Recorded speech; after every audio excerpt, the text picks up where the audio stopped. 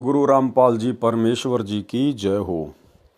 परम पिता परमात्मा सारी सृष्टि के रचनहार, कुल मालिक, असंख्य ब्रह्मांडों के स्वामी, जगत गुरु, तीनों लोकों में प्रवेश करके सबका भरण पोषण करने वाले राजाधिराज, आत्माधार, नाथों के नाथ, देवों के देव महादेव, सर्वेश्वर महेश्वर, मृत्युंजय, अजरो अमर, आदि अनादि सनातनी प्रभु, जगत पिता जगदीश्वर, श्री श्री 1008 की उपाधि के वास्तविक अधिकारी, अकाल मूरत सौद स्वरूपी राम वासुदेव, सर्वगतम ब्रह्म, परम पूज्य, प्रथम पूज्य, परम संत, परम पुरुष, परम धनी, परम दयालु, सत्य कबीर, हक्का कबीर, अल्लाहु कबीर, अल्लाहु अकबर, बाखबर, अल्लाह ताला, जगत के तारणहार, जगत के मुक्तिदाता, जगत के जगन्नाथ, हारे के सहारे, हिंदुओं के राम, मुसलमानों के अल्लाह, सिखों के वाहिगुरु, ईसाइयों के मसीह, दया के सागर दया निधि, करुणा के सागर करुणा निधि, स्वयंभू परिभू, संकट मोचन, कष्ट हरण, मंगल करण, दुख भंजन, अविगत कबीर,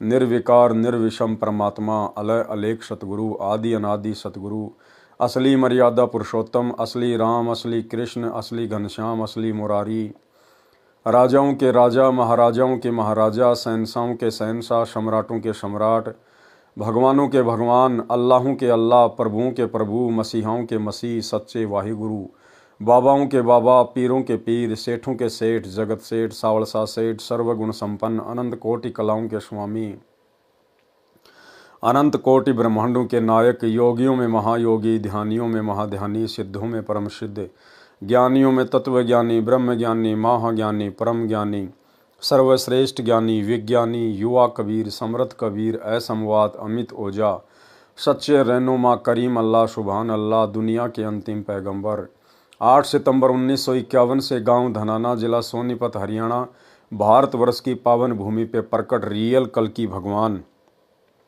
श्री नारायण साकार हरि, श्री बाबा साहिब, शब्द स्वरूपी राम, संत शिरोमणि सतगुरु रामपाल जी परमेश्वर जी के चरण कमल में साध संगति से जुड़े हुए देश विदेश से हम सभी सत्सेवक भाई बहनों का अनंत कोटि दंडवत प्रणाम। सत्साई भाई और बहनों, दया पूज्य गुरुदेव भगवान की, सतगुरु रामपाल जी परमेश्वर जी की, जिनके शुभ आशीर्वाद से, विशेष आशीर्वाद से आप और हम सभी साध संगति से जुड़े हुए सत्सेवक भाई बहन भक्ति मार्ग पर गुरुदेव के तत्व ज्ञान को आधार बनाकर अपनी आत्मा के कल्याणार्थ हेतु निरंतर आगे बढ़ रहे हैं। भाई और बहनों, साध संगतियों का नसीब होना इस कलयुग की पिछली पीढ़ी में आप और हम सभी आत्माओं के ऊपर गुरुदेव भगवान की एक विशेष रजा है। इस रजा को हम सभी भगत भाई बहन इसी प्रकार से बना के रखें। भाई और बहनों, पूज्य गुरुदेव जी के कर कमल से लिखित पवित्र पुस्तक कबीर सागर के सरलार्थ के ऊपर वीडियो बनाने की श्रृंखला जारी है। इस श्रृंखला में आज हमारा ये 52 नंबर का वीडियो है। प्रत्येक वीडियो में गुरुदेव भगवान के आशीर्वाद से हमें कुछ न कुछ सीखने को अवश्य मिलता है। साथ ही गुरुदेव के कर कमल से लिखित होने के कारण इस पवित्र पुस्तक को पढ़ने या सुनने मात्र से भी हम ढेर सारे पुण्य के भागी बनते हैं।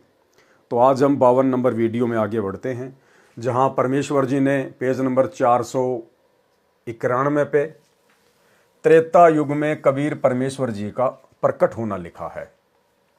यानी जब त्रेता युग आया तो उसमें कबीर परमात्मा किस प्रकार से प्रकट हुए, किन आत्माओं को मिले, कैसे अपनी लीला की। धर्मदास जी ने परमात्मा से प्रसन्न किया। धर्मदास जी ने पूछा, हे बंदी छोड़, आप त्रेता युग में मुनिंदर ऋषि के नाम से अवतरित हुए थे। धर्मदास जी ने क्या कहा कि हे परमेश्वर, हे बंदी छोड़, मेरे गुरुदेव, आप त्रेता युग में मुनिंदर ऋषि के नाम से अवतरित हुए थे। यानी भाई और बहनों, परमात्मा स्वयं ही अवतरित होते हैं, अपना कोई अवतार सतलोक से नहीं भेजते हैं। इसलिए सतलोक आश्रमों से जुड़े हुए भाई बहनों से प्रार्थना है, आप जो 8 सितंबर के दिन अपने गुरुदेव का अवतरण दिवस मनाते हैं, अवतरण दिवस के बहाने जो आप उनका जन्मदिन मनाते हैं, ये आप लोग बहुत बड़ी गलती कर रहे हैं। ये परमात्मा कभी किसी माँ के गर्भ से जन्म नहीं लेता। सतगुरु रामपाल जी स्वयं कबीर देव हैं। 8 सितंबर के दिन ये स्वयं सतलोक से अवतरित हुए हैं, प्रकट हुए हैं। इसलिए इनका जन्मदिन नहीं बल्कि सतगुरु प्रकट दिवस मनाया जाना चाहिए। और यदि आपको इतना विश्वास हो जाए कि हमारे गुरुदेव स्वयं कबीर परमात्मा हैं, ये माँ के गर्भ से जन्म लेके नहीं आए, प्रकट हुए हैं, तो फिर आप लोगों ने जून के महीने में दाढ़ी मूछ वाले कबीर जी की समझे जाने वाली नकली फोटो को कबीर परमात्मा मानकर उनका कबीर प्रकट दिवस मनाना छोड़ देना चाहिए, अन्यथा आप जी दो नावों की सवारी करते हुए समझे जाएंगे। आप त्रेता युग में मुनिंदर ऋषि के नाम से अवतरित हुए थे। कृपया उस युग में किन किन पुण्यात्माओं ने आपकी शरण ग्रहण की? उत्तर दिया परमात्मा ने, हे धर्मदास, त्रेता युग में मैं मुनिंदर ऋषि के नाम से प्रकट हुआ। त्रेता युग में भी मैं एक शिशु रूप धारण करके कमल के फूल पर प्रकट हुआ था। एक दिन वेदविज्ञ नामक ऋषि तथा सूर्या नामक उसकी साध्वी पत्नी थी। वे प्रतिदिन सरोवर पर स्नान करने जाते थे। उनकी आयु आदि से अधिक हो चुकी थी। वह निसंतान दंपत्ति मुझे अपने साथ ले गए तथा संतान रूप में पालन किया। प्रत्येक युग में जिस समय मैं एक पूरे जीवन रहने की लीला करने आता हूँ, मेरी परवरिश कवारी गायों से होती है। बाल्यकाल से ही मैं तत्व ज्ञान की वाणी उच्चारण करता हूँ, जिस कारण से मुझे प्रसिद्ध कवि की उपाधि प्राप्त होती है। परंतु ज्ञानहीन ऋषियों द्वारा भ्रमित जनता मुझे न पहचान कर एक कवि की उपाधि प्रदान कर देती है। केवल मुझसे परिचित श्रद्धालु ही मुझे समझ पाते हैं तथा वे अपना कल्याण करवा लेते हैं।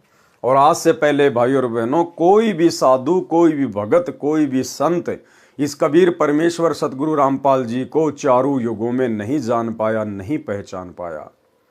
इतना तो जान लिया, पहचान लिया कि ये कोई सिद्धि युक्त संत है, इनमें शक्ति है, इनकी शरण में आने के बाद हमारे काम हो जाते हैं। परंतु उस कबीर परमेश्वर को आज से पहले वो जितनी बार भी प्रकट हुए हैं, जिन भी युगों में प्रकट हुए हैं, सतगुरु रूप में आए हुए उस कबीर परमेश्वर को किसी ने भी सत्य पुरुष अर्थात परमात्मा के रूप में हृदय से स्वीकार नहीं किया, जिस कारण से आत्माओं का मोक्ष नहीं हो पाया। ये वर्तमान की कलयुग की बिचली पीढ़ी का समय जो गुरुदेव ने निर्धारित किया है, अब इस समय अनेकों आत्माएं अपने गुरुदेव भगवान को पहचानेंगी, उनको जानेंगी। ये तमाम उदाहरण देखकर, ये तमाम सबूत देखकर, और जो सुख परमात्मा दिया करता है, उन सुखों के आधार से भी आत्माएं अपने भगवान को वर्तमान में पहचानेंगी। केवल मुझसे परिचित श्रद्धालु ही मुझे समझ पाते हैं तथा वे अपना कल्याण करवा लेते हैं। त्रेता युग में कबीर देव का ऋषि मुनिंदर नाम से प्राकाटे लेखक के शब्दों में निम्न पढ़ें। त्रेता युग में कबीर देव, कबीर परमेश्वर का मुनिंदर नाम से प्राकाटे। नल तथा नील को शरण में लेना। त्रेता युग में स्वयंभू कबीर देव, कबीर परमेश्वर रूपांतरण करके मुनिंदर ऋषि के नाम से आए हुए थे। एक दिन अनल अर्थात नल तथा अनिल अर्थात नील ने मुनिंदर साहिब का सत्संग सुना। दोनों भगत आपस में मौसी के पुत्र थे। माता पिता का देहांत हो चुका था। नल तथा नील दोनों शारीरिक व मानसिक रोग से अत्यधिक पीड़ित थे। सर्व ऋषियों व संतों से कष्ट निवारण की प्रार्थना कर चुके थे। सर्व ऋषियों व संतों ने बताया था कि यह आपका प्रारब्ध का पाप कर्म का दंड है, ये आपको भोगना ही पड़ेगा, इसका कोई समाधान नहीं है। दोनों दोस्त जीवन से निराश होकर मृत्यु की प्रतीक्षा कर रहे थे।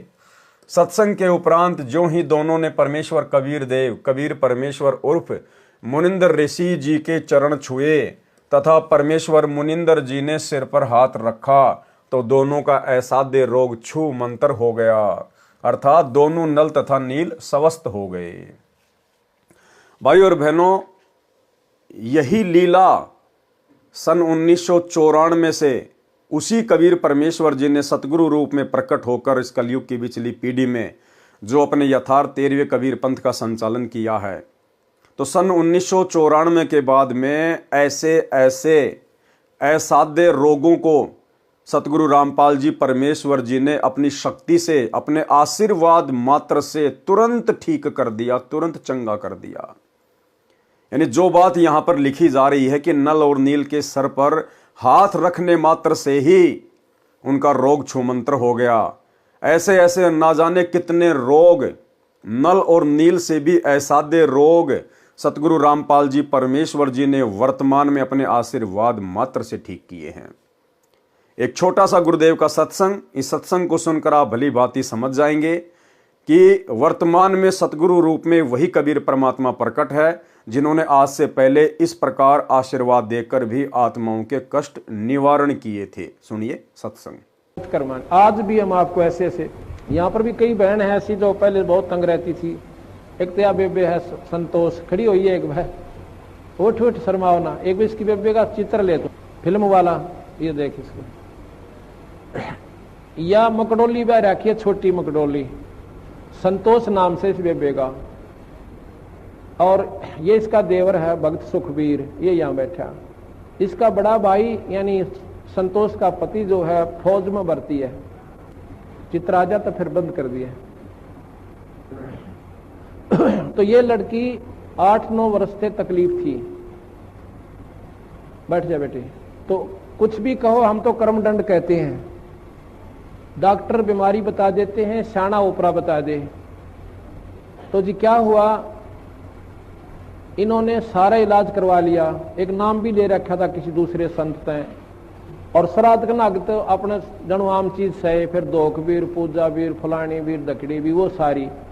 आखिर में कौन सा मेरठ में था, कहां से इलाज चल रहा था इनका, यूपी में, सहारनपुर से, और सहारनपुर से इलाज चल रहा था इस लड़की का। तो इसकी सुखबीर की बहन रामरती नाम साड़ जी शीतल नगर में ब्याह रखी। और वह रामरती एक दिन इस बहन श्यावत्री है शीतल नगर में, या हमारी बहन सेविका, इसके पास आ गई। कोई वो लेखा जोखा करते हैं, अंडा कर सरकारी उनकी ड्यूटी लग जाती है।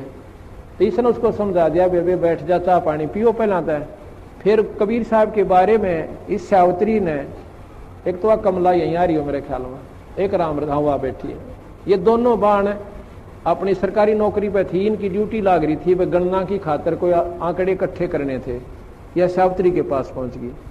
इसने पहला दिन तक चाह पानी पियाई, बेबे तुम बैठ जाओ, फिर पाछा की लिखा लिखाई करियो। फिर ये चित्र देखे कबीर साहब के, ये पूछने लगी। इसने सारी महिमा बताई, बंदी छोड़ दी। रामरती ने अरे नाम ले लिया कमला ने। रामरती ने फिर अपने भाई जगबीर को बता, जगबीर नाम से, कि भाई तो कितना ले जा, मेरी भाभी ने एक महाराज यहाँ करा ले। जगबीर ने बोला, बेबे इब तो इलाज करवा रखा वहां से और वहीं दिखाऊंगा। इन्हें बोली रे इलाज करवा रखा, कि दुख पा रही है, 19-21 का इसका आराम नहीं, तो एक बार ले आ। तो हम गए हुए थे उस समय चंडीगढ़ एक पार्ट, या Gulab Singh DC deputy commissioner जो होते थे ना, डिप्टी कमिश्नर गुलाब सिंह, वो डायरेक्टर थे वहां पर लोकल बॉडीज के चंडीगढ़। वो हमारे सेवक हैं, उन्होंने नाम ले रखा है, बड़ी पुण्यात्मा है। अगर उसका उदाहरण आप देख लो, निशा देवता इंसान हमने नहीं देखा, इतनी नम्र आत्मा, कोई उसमें छल कपट नहीं। तो वहां हम पाठ करने गए जी। हमने आना था 12 तारीख को, हम आए 13 तारीख को, लेट हो गए थोड़े।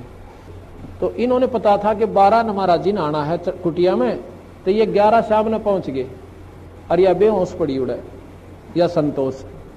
हम 12 ना, या 12 ने भी मेरे, जगबीर भी मेरे इसके साथ, वो फौज में है।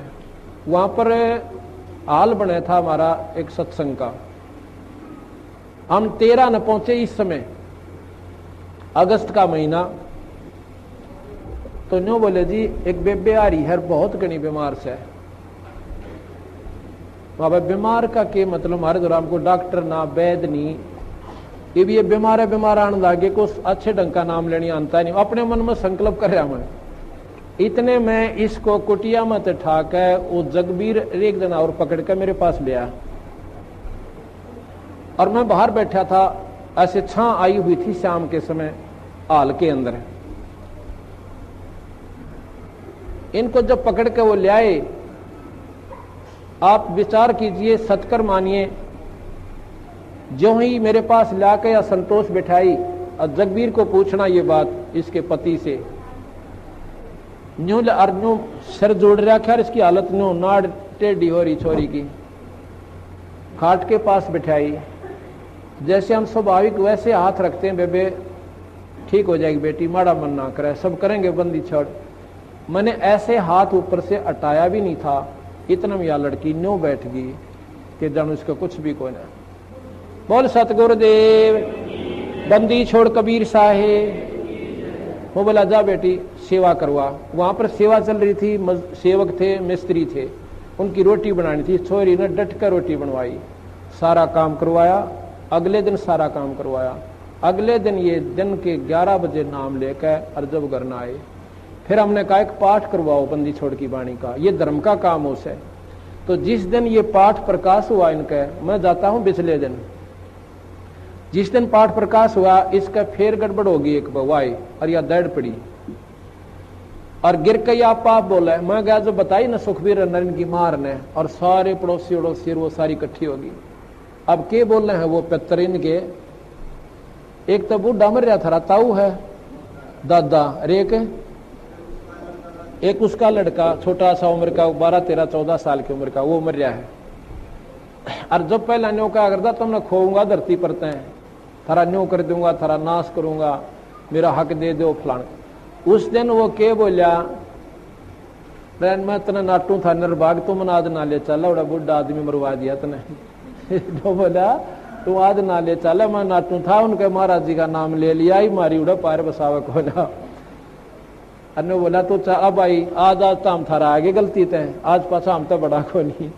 पर ने बोला जावांगे कि थारी रोखाड़ करया करांगे खेता में। जब बोल सतगुरुदेव। इनका पेटा भरनता ही बंदी छोड़ने ने दिखाया था ना, कड़ा बढ़न दे नाड़े, अगर इनका यकीन ना होगा तो उस दिन के बाद 2 साल तो ऊपर हो गए इस लड़की ने बंदी छोड़ की कृपा, तो इसका सोच शरीर से। बोल सतगुरुदेव। तो भाइयों और बहनों, सत्संग सुनकर आप जी को विश्वास हो जाना चाहिए, दास यहां पर आपको अनेकों सत्संग नहीं सुना सकता, केवल आपको एक सत्संग सुनाया है। ऐसे ऐसे ना जाने सैकड़ों की संख्या में गुरुदेव भगवान ने अपनी आत्माओं के कष्ट निवारण किए हैं मात्र अपने आशीर्वाद से। तथा परमेश्वर मुनिंदर जी ने सिर पर हाथ रखा तो दोनों का ऐसा दे रोग छूमंत्र हो गया, अर्थात दोनों नल तथा नील स्वस्थ हो गए। इस अद्भुत चमत्कार को देखकर प्रभु के चरणों में गिरकर घंटों रोते रहे तथा कहा, आज हमें प्रभु मिल गया। भाई और बहनों, नल और नील ने तो अपने परमात्मा को पहचान लिया था, परंतु वर्तमान कलयुग की बिचली पीढ़ी में आज भी आत्माएं अपने परमात्मा को नहीं पहचान पा रही हैं। ऐसे ऐसे असाध्य रोगों से छुटकारा प्राप्त करने के बावजूद भी अपने गुरुदेव भगवान को कबीर परमात्मा के रूप में नहीं पहचान पा रही हैं। और सतगुरु रामपाल जी अर्थात जिंदा कबीर परमात्मा के धरती पर प्रकट रहते सहते जून के महीने में कागज के टुकड़े को कबीर जी की समझे जाने वाली दाढ़ी मूछ वाली मुर्दा फोटो को कबीर भगवान मानकर जून के महीने में सतलोक आश्रमों में जा जाके उस मुर्दा फोटो का कबीर प्रकट दिवस मनाते हैं। ये बहुत बड़ी विडंबना है। इस अद्भुत चमत्कार को देखकर प्रभु के चरणों में गिरे, घंटों रोते रहे तथा कहा, आज हमें प्रभु मिल गया जिसकी हमें वर्षों से खोज थी। उससे प्रभावित होकर ऋषि मुनिंदर जी से नाम दीक्षा ले लिया। मुनिंदर साहिब जी के साथ ही सेवा में लगने लगे। पहले ऋषियों व संतों का समागम पानी की व्यवस्था देखकर नदी के किनारे होता था। नल और नील दोनों बहुत प्रभु प्रेमी तथा भोली आत्माएं थी। परमात्मा में श्रद्धा बहुत हो गई थी, सेवा बहुत किया करते थे। समागमों में रोगी व वृद्ध व विकलांग भक्तजन आते तो उनके कपड़े धोते तथा बर्तन साफ करते, उनके लोटे और गिलास साफ कर देते थे। परंतु थे भोले से दिमाग के, कपड़े धोने लग जाते तो सत्संग में जो प्रभु की कथा सुनी होती उसकी चर्चा करने लग जाते। देखो, गुरुदेव भगवान हमें सत्संग के माध्यम से ही शिक्षा देंगे कि हम भक्तों ने किस प्रकार से अपना जीवन जीना है, अपनी दैनिक जो क्रिया है उनको करना है। क्या कह रहे परमात्मा कि नल और नील जब भक्तों की सेवा के लिए जाते थे, उनके कपड़े वगैरह उनके बर्तन वगैरह साफ करने के लिए तालाब पर जाते थे, तो वो उनको पानी में भिगो के और फिर आपस में चर्चा करने लग जाते थे। और वो दोनों भगत जो चर्चा करते थे वो कोई जाट आरक्षण की चर्चा नहीं होती थी, राजपूत करणी सेना या आनंदपाल सिंह जैसे गैंगस्टरों की कोई ज्ञान चर्चा नहीं होती थी। हरियाणा के जाट भवन में कौन कौन सा फ्लोर बनवाएगा, गुरुजी का बड़ा लड़का कितने पैसा देगा, ये चर्चा नहीं होती थी। वहां चर्चा होती थी परमात्मा के ज्ञान की। वे दोनों आपस में बैठकर परमात्मा की महिमा करते थे, सत्संगों में गुरुदेव भगवान ने जो अमृत ज्ञान दिया होता था उसकी आपस में चर्चा करते थे कि आज गुरुदेव भगवान ने कैसा अमृत ज्ञान दिया है। आप और हम तो मरने ही वाले थे, लेकिन गुरुदेव ने तो आशीर्वाद मात्र से हम दोनों का असाध्य रोग ठीक कर दिया। भाई ये तो परमात्मा आए हुए हैं, भगवान आए हुए हैं। केवल इस प्रकार की चर्चा किया करते थे। और आज वर्तमान में कलयुग की बिचली पीढ़ी में यदि आप सतलोक आश्रमों में जाकर देखेंगे तो वहां पर ज्ञान चर्चा के नाम पे कुछ नहीं है, 0/0। वहां पे बहुत सारे भगत तो आपको कबीर जी का झोपड़ा देखते हुए मिलेंगे, उसकी सेल्फी लेते हुए मिलेंगे। कुछ भगत आपको लहर तारा तालाब के ऊपर घूमते हुए सेल्फी लेते हुए मिलेंगे। कुछ आपको मिट्टी के बैल वगैरह देखते हुए मिलेंगे। कुछ आपको मिट्टी के पहाड़ देखते हुए मिलेंगे। कुछ आपको भंडारे में केवल लड्डू जलेबी बर्फी की ही चर्चा करते हुए मिलेंगे। कोई ज्ञान चर्चा नहीं, कोई साध संगति नहीं, कोई गुरु की महिमा नहीं। तो भाई और बहनों, आज आप और हम कहां खड़े हैं? कलयुग की बिचली पीढ़ी में लाके परमात्मा ने बैठा दिया। इस जुबान से अगर कुछ निकले तो केवल परमात्मा की महिमा निकले। और सेवा के नाम पे क्या है? दास आज सोशल मीडिया पर एक वीडियो देख रहा था। वर्तमान में सतलोक आश्रम मैनेजमेंट हरियाणा ने सतलोक आश्रमों से जुड़ी हुई माता बहनाओं को क्या सेवा दे रखी है पता आपको? बहुत जबरदस्त सेवा। माता बहनों को पंपलेट बना के दे रखे हैं। इन सतलोक आश्रम वालों का कोई यूट्यूब पर चैनल है, सा न्यूज चैनल। उस सा न्यूज चैनल पर ये लोग दिन रात दुनिया भर की खबरें डालते रहते हैं। वहां पर बस एक्सीडेंट हो गई, वहां पर ज्यादा बर्फ गिर गई, वहां पर चोरी हो गई। जैसे ये दुनिया भर के टीवी चैनल जिस प्रकार से न्यूज दिखाते हैं, इस प्रकार से इन सतलोक आश्रम वालों ने सा न्यूज चैनल के नाम से एक यूट्यूब पर चैनल बनाया है। और इनका एक ही काम है, दुनिया भर की फालतू की दुनियादारी की न्यूज वगैरह उस पर डालते रहना।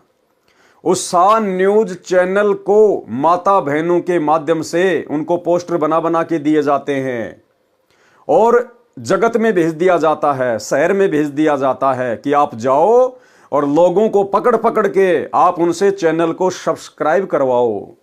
आप उनको ये पंपलेट दिखाओ कि देखो जी, ये हमारे सतलोक आश्रम का न्यूज चैनल है, आप इसको सब्सक्राइब कर लीजिए। आपका मोबाइल निकालिए, आप QR कोड को स्कैन कीजिए। एक छोटा सा वीडियो आप भाई बहन देख लीजिएगा, किस प्रकार से सेवा के नाम पर भगत समाज का अनमोल समय और समय से बर्बाद कर रहे हैं। देखिए। काल करे सो हाल ही कर ले, फेर मिले ना साथा। 84 में जाए पड़ोगे, भुगतोगे दिन राता। गुरु समान नहीं दाता रे जग में, गुरु समान नहीं दाता, गुरु समान नहीं सब। तो भाई और बहनों, वीडियो आपने देख लिया होगा। ये सेवा चल रही है वर्तमान में सतलोक आश्रम मैनेजमेंट हरियाणा में। और धिक्कार है उन माता बहनों को जो अपनी थोड़ी बहुत भी बुद्धि का इस्तेमाल नहीं कर रही। अरे घर बैठ के परमात्मा के सत्संग सुनो, अपना सुमरण करो। ये अपने फायदे के लिए आप लोगों को मोहरा बनाकर अपने यूट्यूब के चैनलों को सब्सक्राइब करवाते फिरते हैं। वो क्या सेवा है? क्या खाक सेवा है वो? तो भाई और बहनों, संगत में भी काल ने जरा सी बुद्धि नहीं छोड़ी है। उसकी चर्चा करने लग जाते। दोनों भगत प्रभु चर्चा में बहुत मस्त हो जाते और वस्तुएं दरिया के जल में कब डूब जाती उनको पता भी नहीं चलता। किसी की 4 वस्तु लेकर जाते तो 2 वस्तु वापस लाकर देते थे। भगत जन कहते कि भाई आप सेवा तो बहुत करते हो, परंतु हमारा तो बहुत काम बिगाड़ देते हो।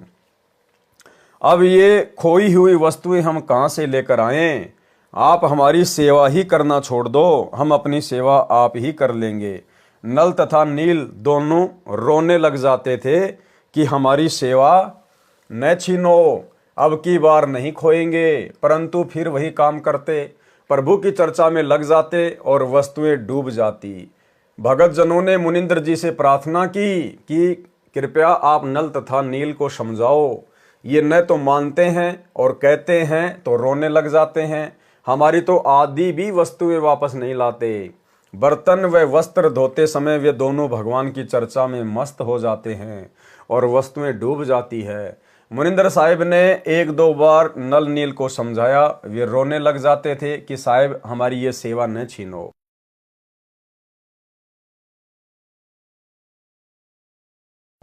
सतगुरु मुनिंदर साहिब ने आशीर्वाद देते हुए कहा, बेटा नल तथा नील खूब सेवा करो, आज के बाद आपके हाथ से कोई भी वस्तु चाहे पत्थर या लोहा भी क्यों ना हो जल में नहीं डूबेगी।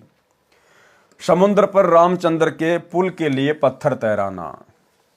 एक समय की बात है कि सीता जी को रावण उठाकर ले गया। भगवान राम को पता भी नहीं कि सीता जी को कौन उठाकर ले गया। अब दुनिया कहती है राम जी चले ना श्री राम के बिना, और वो चले ना हनुमान के बिना, और श्री रामचंद्र जी को पता भी नहीं था कि मेरी औरत को उठा के कौन ले गया। अब बताओ, फिर भी दुनिया उनको परमात्मा परमात्मा कहती है। श्री रामचंद्र जी इधर उधर खोज करते हैं। हनुमान जी ने खोज करके बताया कि सीता माता लंकापति रावण की कैद में है। पता लगने के बाद भगवान राम ने रावण के पास शांति दूत भेजे तथा प्रार्थना की कि सीता लौटा दे, परंतु रावण नहीं माना। युद्ध की तैयारी हुई, तब समस्या यह आई कि समुद्र से सेना कैसे पार करें। भगवान श्री रामचंद्र ने 3 दिन तक घुटनों पानी में खड़ा होकर हाथ जोड़कर समुद्र से प्रार्थना की कि रास्ता दें, परंतु समुद्र टस से मस न हुआ। जब समुद्र नहीं माना, तब श्री राम ने उसे अग्नि बाण से जलाना चाहा। भयभीत समुद्र एक ब्राह्मण का रूप बनाकर सामने आया और कहा कि भगवान, सबकी अपनी अपनी मर्यादाएं हैं, मुझे जलाओ मत, मेरे अंदर ना जाने कितने जीव जंतु बसे हैं।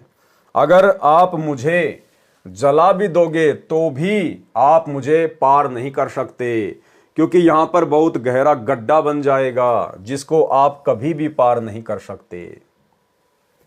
समुद्र ने कहा, भगवान ऐसा काम करो कि सर्प भी मर जाए और लाठी भी ना टूटे, मेरी मर्यादा भी रह जाए और आपका पुल भी बन जाए।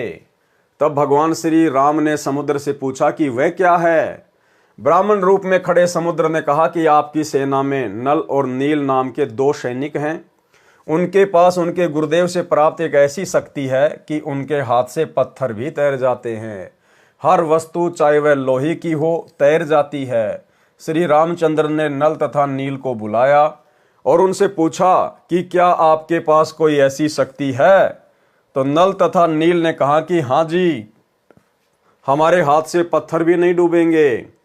तो श्री राम ने कहा कि परीक्षण करवाओ। उन नादानों नल तथा नील ने सोचा कि आज सबके सामने तुम्हारी बहुत महिमा होगी। उस दिन उन्होंने अपने गुरुदेव मुनिंदर जी, कबीर परमेश्वर जी को यह सोचकर याद नहीं किया कि अगर हम उनको याद करेंगे तो कहीं श्री राम ये न सोच ले कि इनके पास शक्ति नहीं है, ये तो कहीं और से मांगते हैं। उन्होंने पत्थर उठाकर समुद्र के जल में डाला तो वह पत्थर डूब गया। नल तथा नील ने बहुत कोशिश की, परंतु उनसे पत्थर नहीं तैरे। तब भगवान राम ने समुद्र की ओर देखा, मानो कहना चाह रहे हों कि आप तो झूठ बोल रहे थे, इनमें तो कोई शक्ति नहीं है। समुद्र ने कहा कि नल नील, आज तुमने अपने गुरुदेव को याद नहीं किया, कृपया अपने गुरुदेव को याद करो। वे दोनों समझ गए कि आज तो हमने गलती कर दी। उन्होंने सतगुरु मुनिंदर साहिब जी को याद किया। सतगुरु मुनिंदर कबीर परमेश्वर वहां पर पहुंच गए। भगवान रामचंद्र जी ने कहा कि हे ऋषिवर, मेरा दुर्भाग्य है कि आपके सेवकों से पत्थर नहीं तैर रहे हैं। मुनिंदर साहिब ने कहा कि अब इनके हाथ से कभी तैरेंगे भी नहीं, क्योंकि इनको अभिमान हो गया है। सतगुरु की वाणी प्रमाण करती है कि गरीब जैसे माता गर्भ को राखे यतन बनाए, ठेस लगे तो क्षीण होवे, तेरी ऐसे भक्ति जाए। उस दिन के बाद नल तथा नील की वह शक्ति समाप्त हो गई। श्री रामचंद्र जी ने परमेश्वर मुनिंदर साहिब जी से कहा कि हे ऋषिवर, मुझ पर बहुत आपत्ति पड़ी हुई है, दया करो, किसी प्रकार सेना पर ले पार हो जाए। जब आप अपने सेवकों को शक्ति दे सकते हो तो प्रभु मुझ पर भी कुछ रजा करो। मुनिंदर साहिब जी ने कहा कि ये जो सामने वाला पहाड़ है, मैंने उसके चारों तरफ एक रेखा खींच दी है, इसके बीचों बीच के पत्थर उठा लाओ, वे नहीं डूबेंगे। श्री राम ने परीक्षण के लिए पत्थर मंगवाया, उसको पानी पर रखा तो वह तैरने लग गया। नल तथा नील कारीगर भी थे। हनुमान जी प्रतिदिन भगवान याद किया करते थे। अपनी दैनिक क्रिया भी करते रहने के लिए राम राम भी लिखता रहा और पहाड़ के पहाड़ उठाकर ले आता था। नल नील उनको जोड़ तोड़ कर पुल में लगा देते थे। इस प्रकार पुल बना था। धर्मदास जी कहते हैं, रहे नल नील यतन कर हार, तब सतगुरु से करी पुकार, जासत रेखा लिखी अपार, सिंधु पर शिला तिराने वाले, धन धन सतगुरु सत्य कबीर, भगत की पीर मिटाने वाले। भाई और बहनों, ये जो कथाएं हैं, आज से पहले हम कबीर सागर के सरलार्थ में बहुत अच्छे से इनका जिक्र कर चुके हैं। उसके लिए आप जी ने अभी तक यदि पहले की वीडियो नहीं देखें तो आपको वो देख लेने चाहिए। हम केवल इन कथाओं को गुरुदेव के कर कमल से लिखित होने के कारण पढ़ते चले जाएंगे। कोई कहता था कि हनुमान जी ने पत्थर पर राम नाम लिख दिया था, इसलिए पत्थर तैर गए। कोई कहता था कि नल नील ने पुल बनाया था।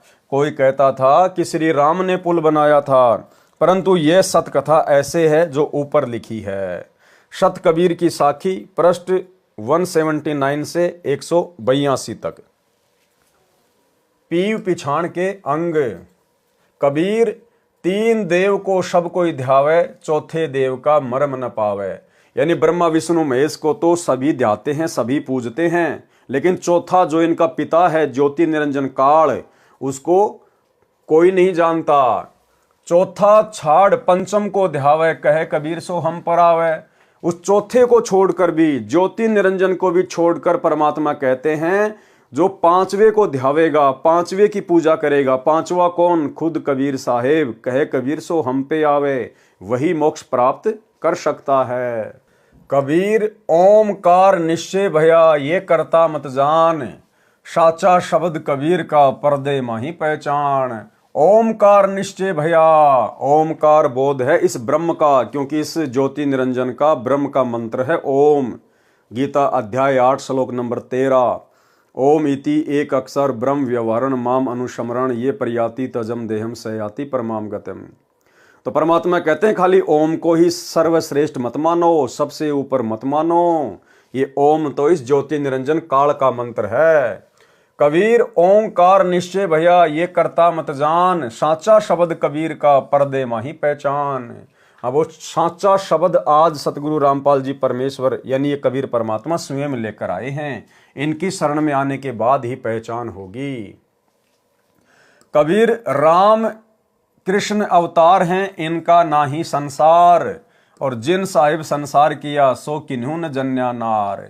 कि जो श्री राम श्री कृष्ण हैं, आप केवल इन्हीं को भगवान मान के पूज रहे हो कि ये दुनिया इन्हीं ने बनाई है, संसार इन्हीं ने बनाया है।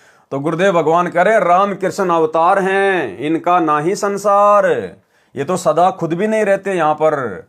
और जिन साहिब संसार किया, और जिस परमात्मा ने पूरी दुनिया को रचा है, सो किन्हू न जन्या नार, उसको तो किसी औरत ने जन्म नहीं दिया, वो तो स्वयंभू होता है, स्वयं प्रकट होता है। कबीर, चार भुजा के भजन में भूली परे सब संत। चार भुजा कौन? ब्रह्मा विष्णु महेश के चार चार भुजा हैं।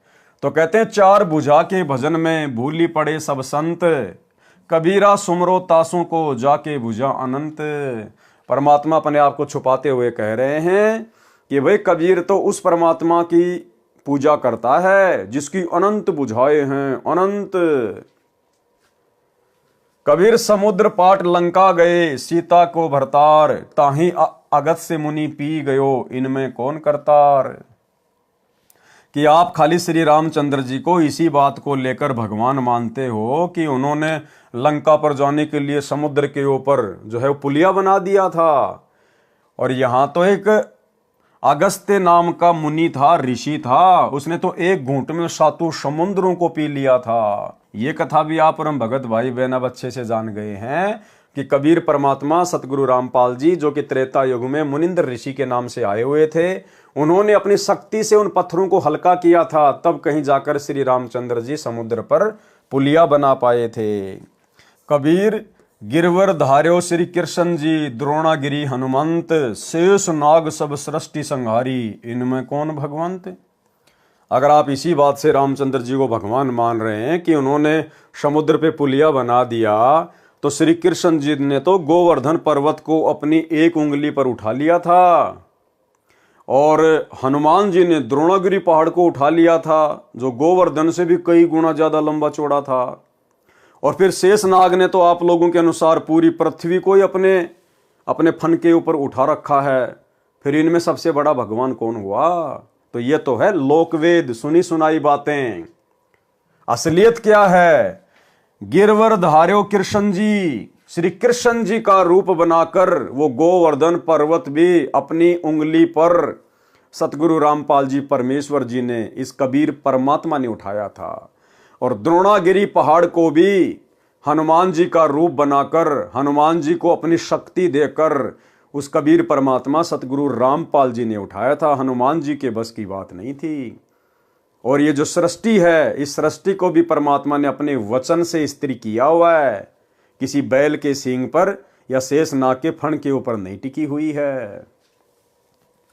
कबीर काटे बंधन विपत्ति में कठिन किया संग्राम, चीनो रे नर प्राणियां गरुड़ बड़ो के राम। इन सब वाणियों का सरलार्थ भाई और बहनों आप और हम पहले पढ़ चुके हैं, इसलिए हम सीधे सीधे आगे बढ़ेंगे। कबीर कह चित चेत हूं शब्द करो निर्वार, श्री राम ही करता कहत है भूली पर्यो संसार। कबीर जिन राम कृष्ण व निरंजन कियो, सो तो करता न्यार, अंधा ज्ञान न बूझ ही कहे कबीर विचार। कबीर परमेश्वर द्वारा विभीषण तथा मंदोदरी को शरण में लेना, यानी त्रेता युग में जब कबीर परमात्मा ऋषि मुनिंद्र जी के रूप में अवतरित हुए, प्रकट हुए, तो उन्होंने रावण की पत्नी मंदोदरी और रावण के छोटे भाई विभीषण को भी अपनी शरण में लिया था। परमेश्वर मुनिंद्र जी अनल अर्थात नल तथा अनिल अर्थात नील को शरण में लेने के उपरांत श्री लंका में गए। वहां पर एक परम भगत विचित्र चंद्र विजय जी का 16 सदस्यों का परिवार रहता था। वे भाट जाति में उत्पन्न पुण्यकर्मी प्राणी थे। परमेश्वर मुनिंद्र अर्थात कबीर देव जी का उपदेश सुनकर पूरे परिवार ने नामदान प्राप्त किया। परम भगत विचित्र चंद्र विजय जी की पत्नी भगतमती करमवती लंका के राजा रावण की रानी मंदोदरी के पास नौकरी करती थी। रानी मंदोदरी को हंसी मजाक अच्छे मंदे चुटकुले सुनाकर उसका मनोरंजन करती थी। भगत चंद्र विजय राजा रावण के पास दरबार में नौकरी करता था। राजा की बड़ाई के गाने सुनाकर उसे प्रसन्न करता था। भगत विचित्र चंद्र विजय की पत्नी भगतमती करमवती परमेश्वर से उपदेश प्राप्त करने के उपरांत रानी मंदोदरी को प्रभु चर्चा जो सृष्टि रचना अपने सतगुरुदेव मुनिंद्र जी से सुनी थी, प्रतिदिन सुनाने लगी। भगतमती मंदोदरी रानी को अति आनंद आने लगा। कई कई घंटों तक प्रभु की सतकथा को भगतमती करमवती सुनाती रहती तथा मंदोदरी की आंखों से आंसू बहने लगते। एक दिन रानी मंदोदरी ने करमवती से पूछा, आपने ये ज्ञान किससे सुना? आप तो बहुत अनाप शनाप बातें किया करती थी। इतना बदलाव परमात्मा तुल्य संत बिना नहीं हो सकता। तब करमवती ने बताया कि हमने एक परम संत से अभी अभी उपदेश लिया है। रानी मंदोदरी ने संत के दर्शन की अभिलाषा व्यक्त करते हुए कहा, आपके गुरु अब की बार आए तो उन्हें हमारे घर बुला कर लाना।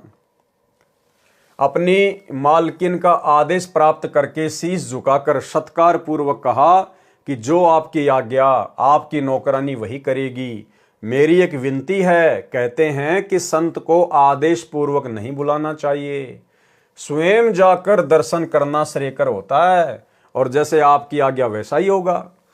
महारानी मंदोदरी ने कहा कि अब के आपके गुरुदेव जी आए तो मुझे बताना, मैं स्वयं उनके पास जाकर दर्शन करूंगी। परमेश्वर ने फिर श्रीलंका में कृपा की। मंदोदरी रानी ने उपदेश प्राप्त किया। कुछ समय उपरांत अपने प्रिय देवर भगत विभीषण जी को उपदेश दिलाया।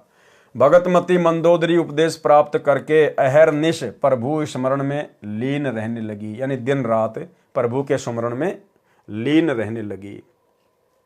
अपने पति रावण को भी सतगुरु मुनिंद्र जी से उपदेश प्राप्त करने की कई बार प्रार्थना की, परंतु रावण नहीं माना तथा कहा करता था कि मैंने परम शक्ति महेश्वर मृत्युंजय शिव जी की भक्ति की है, इसके तुल्य कोई शक्ति नहीं है, आपको किसी ने बहका लिया है। कुछ ही समय उपरांत वनवास प्राप्त श्री सीता जी का अपहरण करके रावण ने अपने 9 लखा बाग में कैद कर लिया। भगतमती मंदोदरी के बार बार प्रार्थना करने से भी रावण ने माता सीता जी को वापस छोड़कर आना स्वीकार नहीं किया। तब भगतमती मंदोदरी जी ने अपने गुरुदेव मुनिंद्र जी से कहा, महाराज जी, मेरे पति ने किसी औरत का अपहरण कर लिया है, मुझसे सहन नहीं हो रहा है, वह उसे वापस छोड़कर आना किसी कीमत पर भी स्वीकार नहीं कर रहा है। आप दया करो मेरे प्रभु, आज तक जीवन में मैंने ऐसा दुख नहीं देखा था। परमेश्वर मुनिंद्र जी ने कहा कि बेटी मंदोदरी, ये औरत कोई साधारण स्त्री नहीं है। श्री विष्णु जी को श्रापवश पृथ्वी पर आना पड़ा है। वे अयोध्या के राजा दशरथ के पुत्र रामचंद्र नाम से जन्मे हैं। इनको 14 वर्ष का वनवास प्राप्त है तथा लक्ष्मी जी स्वयं सीता के रूप में, इनकी पत्नी रूप में वनवास में श्री राम के साथ थी। उसे रावण एक साधु वेश बनाकर धोखा देकर उठा लाया है। ये स्वयं लक्ष्मी ही सीता जी है। इसे शीघ्र वापस करके क्षमा याचना करके अपने जीवन की भिक्षा याचना रावण करे तो इसी में इसका शुभ है। भगतमती मंदोदरी के अनेकों बार प्रार्थना करने से रावण नहीं माना तथा कहा कि वे 2 मस्खरे जंगल में घूमने वाले मेरा क्या बिगाड़ सकते हैं। मेरे पास अनिगणत सेना है। मेरे 1 लाख पुत्र तथा 1.25 लाख नाती हैं। मेरे पुत्र मेघनाथ ने स्वर्ग राज इंद्र को पराजित कर उसकी पुत्री से विवाह कर रखा है। 33 करोड़ देवताओं को हमने कैद कर रखा है। तू मुझे उन 2 बेसहारा वन में विचर रहे वनवासियों को भगवान बताकर डराना चाहती है। इस स्त्री को वापस नहीं करूंगा। मंदोदरी ने भक्ति मार्ग का ज्ञान जो अपने पूज्य गुरुदेव जी से सुना था, रावण को बहुत समझाया। विभीषण ने भी अपने बड़े भाई को समझाया। रावण ने अपने भाई विभीषण को पीटा तथा कहा कि तू ज्यादा श्री रामचंद्र का पक्षपात कर रहा है, उसी के पास चला जा। एक दिन भगतमती मंदोदरी ने अपने पूज्य गुरुदेव जी से प्रार्थना की कि हे गुरुदेव, मेरा सुहाग उजड़ रहा है, एक बार आप भी मेरे पति को समझा दो। यदि वह आपकी बात को नहीं मानेगा तो मुझे विधवा होने का दुख नहीं होगा। अपनी वचन की बेटी मंदोदरी की प्रार्थना स्वीकार करके राजा रावण के दरबार के समक्ष खड़े होकर परमेश्वर मुनिंद्र जी ने द्वारपालों से राजा रावण से मिलने की प्रार्थना की। द्वारपालों ने कहा, ऋषि जी, इस समय हमारे राजा जी अपना दरबार लगाए हुए हैं। इस समय अंदर का संदेशा बाहर आ सकता है, बाहर का संदेश अंदर नहीं जा सकता। हम विवश हैं। तब पूर्ण प्रभु अंतर्ध्यान हुए तथा राजा रावण के दरबार में प्रकट हो गए। रावण की दृष्टि ऋषि पर गई तो गरज कर पूछा, इस ऋषि को मेरी आज्ञा के बिना किसने अंदर आने दिया? उन द्वारपालों को लाकर मेरे सामने कत्ल कर दो। तब परमेश्वर ने कहा, राजन, आपके द्वारपालों ने स्पष्ट मना कर दिया था, उन्हें पता नहीं कि मैं कैसे अंदर आ गया। रावण ने पूछा कि तू अंदर कैसे आया? तब पूर्ण प्रभु मुनिंदर वेश में अदृश्य होकर पुनः प्रकट हो गए तथा कहा कि मैं ऐसे आ गया। रावण ने पूछा कि आने का कारण बताओ। तब प्रभु ने कहा कि आप योद्धा होकर एक अबला का अपहरण कर लाए हो। ये आपकी शान व सूरवीरता के विपरीत है। सीता कोई साधारण औरत नहीं है, ये स्वयं लक्ष्मी जी का अवतार है। श्री रामचंद्र जी जो इसके पति हैं, वे स्वयं विष्णु हैं। इसे वापस करके अपने जीवन की भिक्षा मांगो, इसी में आपका श्रेय है। इतना सुनकर तमोगुण भगवान शिव का उपासक रावण क्रोधित होकर नंगी तलवार लेकर सिंहासन से दहाड़ता हुआ कूदा तथा उस नादान प्राणी ने तलवार के अंधाधुंध 70 वार ऋषि जी को मारने के लिए किए। परमेश्वर मुनिंद्र जी ने एक झाड़ू की सीख हाथ में पकड़ी हुई थी, उसको ढाल की तरह आगे कर दिया। रावण ने 70 वार उस नाजुक सीख पर किए। ऐसे आवाज हुई जैसे लोहे के खंभे पिलर पर तलवार लग रही हो। सीख टस से मस नहीं हुई। रावण को पसीने आ गए, फिर भी अपने अहंकार वश नहीं माना। ये तो जान लिया कि ये कोई साधारण ऋषि नहीं है। रावण ने अभिमान वश कहा कि मैंने आपकी एक भी बात नहीं सुननी, आप जा सकते हैं। परमेश्वर अंतर्ध्यान हो गए तथा मंदोदरी को सर्व वृत्तांत सुनाकर प्रस्थान किया। रानी मंदोदरी ने कहा, गुरुदेव अब मुझे विधवा होने में कोई कष्ट नहीं होगा। श्री रामचंद्र व रावण का युद्ध हुआ, रावण का वध हुआ। जिस लंका के राज्य को रावण ने तमोगुण भगवान शिव की कठिन साधना करके 10 बार शीश न्योछावर करके प्राप्त किया था, वह क्षणिक सुख भी रावण का चला गया तथा नरक का भागी हुआ। इसके विपरीत पूर्ण परमात्मा के सतनाम साधक विभीषण को बिना कठिन साधना किए पूर्ण प्रभु की सत्य साधना व कृपा से लंका देश का राज्य भी प्राप्त हुआ। हजारों वर्षों तक विभीषण ने लंका का राज्य का सुख भोगा तथा प्रभु कृपा से राज्य में पूर्ण शांति रही। सभी राक्षस वर्ती के व्यक्ति विनाश को प्राप्त हो चुके थे। भगतमती मंदोदरी तथा भगत विभीषण तथा परम भगत चंद्र विजय जी के परिवार के पूरे 16 सदस्य तथा अन्य जिन्होंने पूर्ण परमेश्वर का उपदेश प्राप्त करके आजीवन मर्यादा वक्त सत्य भक्ति की, वे सर्व साधक यहाँ पृथ्वी पर भी सुखी रहे तथा अंत समय में परमेश्वर के विमान में बैठकर शतलोक शाश्वत स्थानम में चले गए। भाइयों और बहनों, यहाँ गुरुदेव भगवान को लिखना पड़ता है, लेकिन असलियत ये है कि मंदोदरी और विभीषण अभी तक पार नहीं हुए हैं, क्योंकि वो पार होने का समय नहीं था। उस समय परमात्मा ने किसी को शतनाम भी नहीं देना था। केवल प्रथम मंत्र के बीच के 5-5 मंत्र या अकेला ओम मंत्र या किसी को सोहम मंत्र। उस समय केवल परमात्मा उन आत्माओं को भक्ति से चार्ज कर रहे थे ताकि ये आत्माएं कलयुग की पिछली पीढ़ी तक मनुष्य जन्म प्राप्त करती हुई आ जाएं। विभीषण और मंदोदरी को अंतकाल में शरीर छूटने के बाद गुरुदेव भगवान ने अपने एक सत्संग में बताया कि परमात्मा ने उनको स्वर्ग में भेज दिया था। उन्होंने भक्ति अवश्य मुनिंद्र ऋषि जी से प्राप्त कर ली थी, लेकिन आस्था उनकी भगवान विष्णु में थी। इसलिए परमेश्वर ने अंतकाल में उनको स्वर्ग में भेज दिया। सुनिए सत्संग। कहते हैं विभीषण का भाग बहुत अच्छा था, उसमें दास भाव आया। रावण में वो नहीं था, जिसके कारण ना तो लंका रही, ना राज रहा और नरक मिला। और विभीषण के अंदर आधीनी थी, भगवान की भक्ति करता था और आधीनी करता था। उसको वो लंका मिली जिसको रावण चाहता था जीरो जान से, और साथ में परमात्मा प्राप्ति हुई, स्वर्ग प्राप्ति हुई। तो भाइयों और बहनों, आप और हमने ज्ञान आधार से इन बातों पर निष्कर्ष निकाल कर आगे बढ़ना होगा। पार होने का फाइनल टाइम तो अब है, वर्तमान का समय। अब परमेश्वर उन सभी आत्माओं को घुमा फिरा के मनुष्य जन्म देंगे, और यदि वे अंत काल तक मर्यादा में रह के भक्ति करते रहेंगे तो ही सतलोक जा पाएंगे।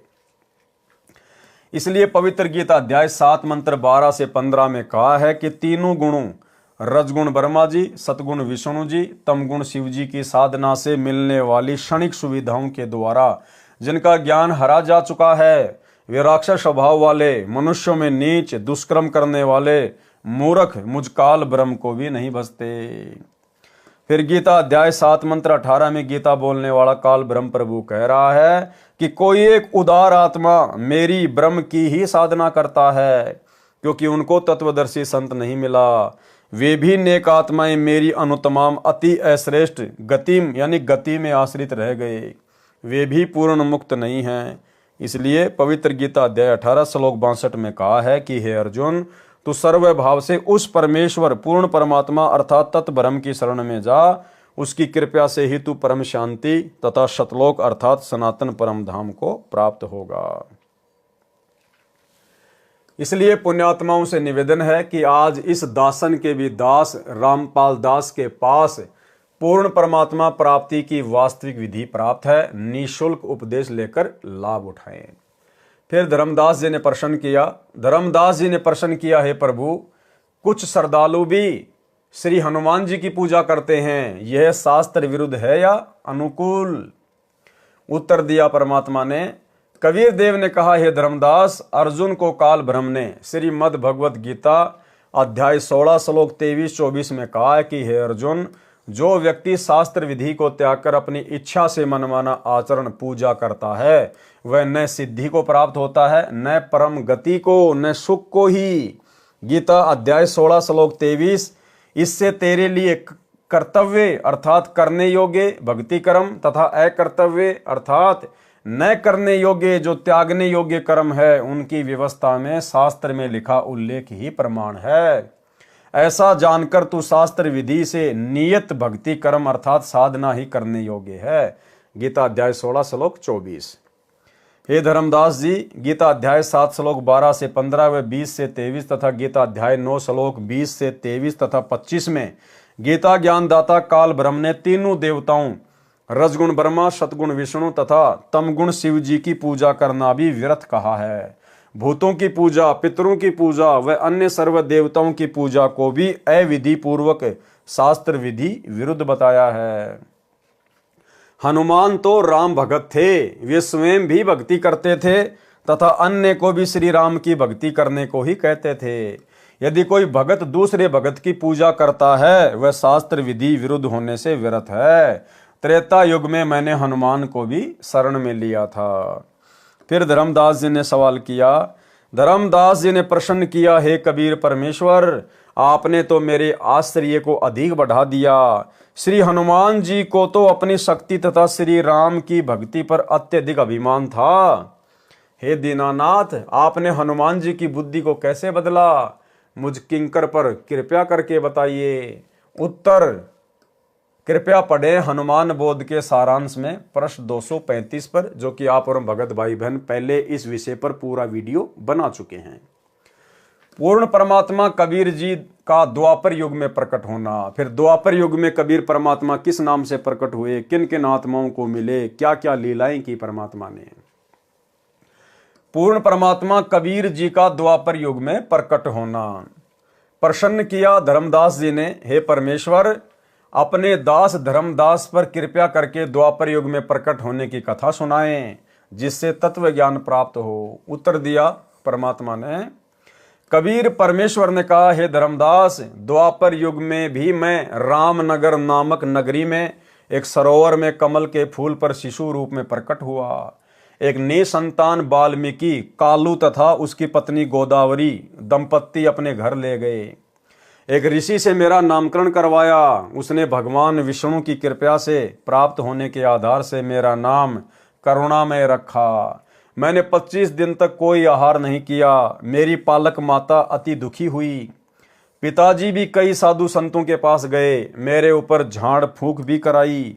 वे विष्णु के पुजारी थे। उनको अति दुखी देखकर मैंने विष्णु को प्रेरणा दी। विष्णु भगवान एक ऋषि रूप में वहां आए तथा पिता कालू से कुशल मंगल पूछा। पिता कालू तथा माता गोदावरी कलयुग में सम्मन तथा नेकी रूप में दिल्ली में जन्मे थे।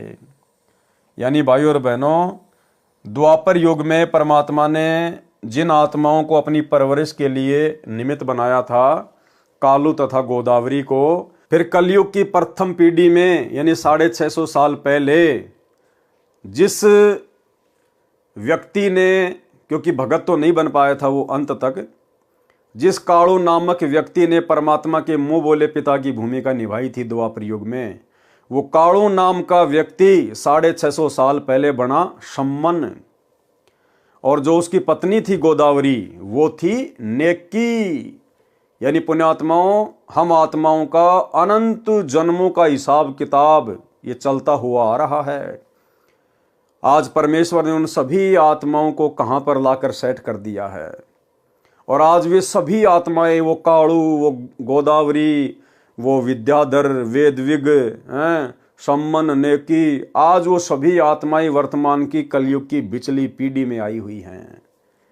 और परमेश्वर ने उन आत्माओं को, अपनी विशेष आत्माओं को चुन चुन के साध संगति से जोड़ दिया है। साध संगति में जुड़े हुए भाई बहन परमेश्वर की उन विशेष आत्माओं में से हैं।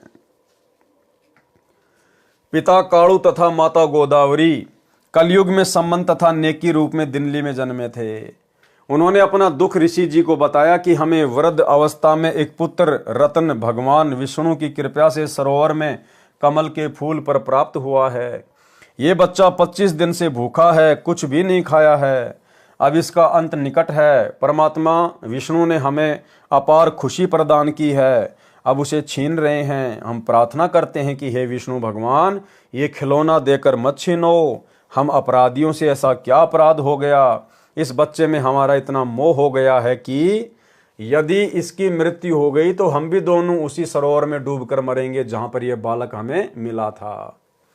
ये धर्मदास, ऋषि रूप में उपस्थित विष्णु भगवान ने मेरी ओर देखा। मैं पालने में झूल रहा था। मेरे अति स्वस्थ शरीर को देखकर विष्णु भगवान आश्चर्यचकित हुए तथा बोले, हे कालू भगत, ये बच्चा तो पूर्ण रूप से स्वस्थ है। आप कह रहे हो ये कुछ भी आहार नहीं करता। ये बालक तो ऐसा स्वस्थ है जैसे एक शेर दूध प्रतिदिन पीता हो। ये नहीं मरने वाला। इतना कहकर विष्णु मेरे पास आया। मैंने विष्णु से बात की तथा कहा, हे विष्णु भगवान, आप मेरे माता पिता से कहो एक कुंवारी गाय लाएं। उस गाय को आप आशीर्वाद देना। वह कुंवारी गाय दूध देने लगेगी। उस गाय का दूध मैं पीऊंगा। मेरे द्वारा अपना परिचय जानकर विष्णु भगवान समझ गए ये कोई सिद्ध आत्मा है जिसने मुझे पहचान लिया है। मुझे ऋषि के साथ बातें करते हुए देख मेरे पालक माता पिता हैरान रह गए। अंदर ही अंदर खुशी की लहर दौड़ गई। ऋषि ने कहा, कालू, एक कुंवारी गाय लाओ, वह दूध देगी। उस दूध को ये होनहार बच्चा पिएगा। कालू पिता तुरंत एक गाय ले आया। भगवान विष्णु ने मेरी प्रार्थना पर उस कुंवारी गाय की कमर पर हाथ रख दिया। उसी समय उस गाय की बछिया के थनों से दूध की धार बहने लगी तथा वह 3 सेर का पात्र भरने के पश्चात रुक गई। वह दूध मैंने पिया। अब भाइयों और बहनों, करे करावे साइया, मन में लहर उठा, दादू सिर दर जीव के आप बगल हो जा। सारी की सारी लीला कबीर परमात्मा स्वयं ही करते हैं। ये अनंत कोटि कलाओं के स्वामी है। ये एक ही समय में अनंत करोड़ पदम रूप धारण कर सकते हैं। वो जो ऋषि थे वो भी खुद कबीर परमात्मा ही थे।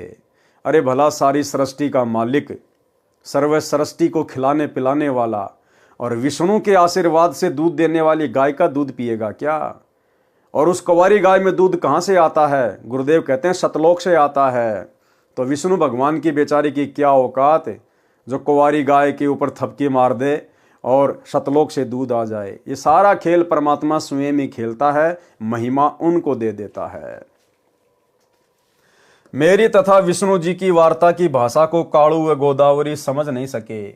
वे मुझ 25 दिन के बालक को बोलते देखकर उस ऋषि रूप विष्णु का ही चमत्कार मान रहे थे तथा कुंवारी गाय द्वारा दूध देना भी उस ऋषि की कृपया जानकर दोनों ऋषि के चरणों में लिपट गए।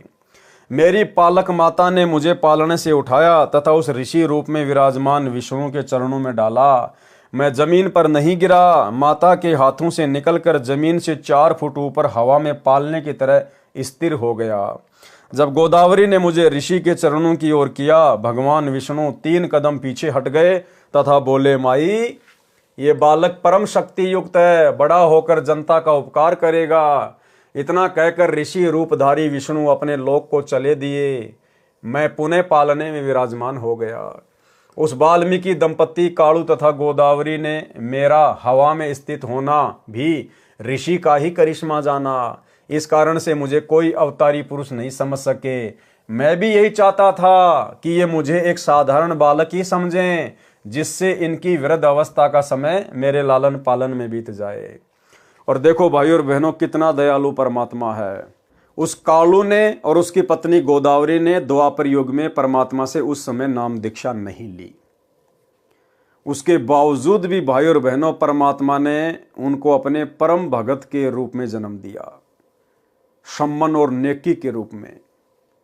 उसी सम्मन को फिर आगे इब्राहिम सुल्तान का जन्म दिया। तो भाइयों और बहनों, जरूरी नहीं है कि यह परमात्मा जब कोई इससे उपदेश लेगा तो ही उनको सर्व लाभ देगा, उन आत्माओं का उद्धार करेगा। ये सब कुछ परमात्मा ने पहले से ही निर्धारित किया हुआ है। जिस समय हम अपने पिता से धोखा करके सतलोक से काल के साथ आए थे, उसी समय इस कबीर परमात्मा सतगुरु रामपाल जी ने हमारे सतलोक वापस जाने का दिन समय निश्चित कर दिया था। उस बीच के समय में तो केवल हमने सजा भोगनी है, सजा कि अपने बाप के साथ में गद्दारी करने की, अपने भगवान के अंदर दोष देखने की कितनी बड़ी सजा मिलती है। ये जो अनंत करोड़ युगों से आप और हम भाई बहन जो यहाँ पर करोड़ों बार 84 लाख योनियों के कष्ट, करोड़ों बार स्त्री और पुरुष बनकर हमने जो असहनीय पीड़ाएं झेली है, कष्ट सहे हैं, ये हम वो सजा भोग रहे हैं। अपने पिता से गद्दारी करने की। और जिस जिस आत्मा का वो समय पूरा हो जाएगा सजा का, परमेश्वर 100 बहाने बनाकर उस आत्मा को सतलोक में ले जाएंगे। मैं शिशु काल में ही तत्व ज्ञान की वाणी उच्चारण करने लगा। उस नगरी में अकाल गिर गया। मेरे माता पिता मुझे लेकर बनारस काशी आए तथा वहां रहने लगे। कलयुग में कालू का जन्म सम्मन रूप में तथा गोदावरी का जन्म नेकी के रूप में दिल्ली में हुआ। जो कबीर जी की शरण में आए उनका एक पुत्र सेऊ शिव भी परमात्मा की शरण में आया। काशी नगर में एक सुदर्शन नाम का वाल्मीकि जाति का पुण्यात्मा मेरी वाणी सुनकर बहुत प्रभावित हुआ। मैंने सुदर्शन भगत को सृष्टि रचना सुनाई। सुदर्शन मेरी हम उम्र था। उस समय मेरी लीला में आयु 12 वर्ष की थी। जब काशी के विद्वानों से ज्ञान चर्चा होती थी, सुदर्शन भी मेरे साथ जाता था। एक दिन सुदर्शन ने कहा, हे करुणामय, आप जो ज्ञान सुनाते हो इसका समर्थन कोई भी ऋषि नहीं करता। आपके ज्ञान पर कैसे विश्वास हो? हे करुणामय, आप ऐसी कृपा करो जिससे मेरा भ्रम दूर हो जाए। हे धर्मदास, मैंने उस प्यारी आत्मा सुदर्शन को सतलोक के दर्शन कराए। आपकी तरह उसको भी 3 दिन तक ऊपर के सर्वलोकों में ले गया।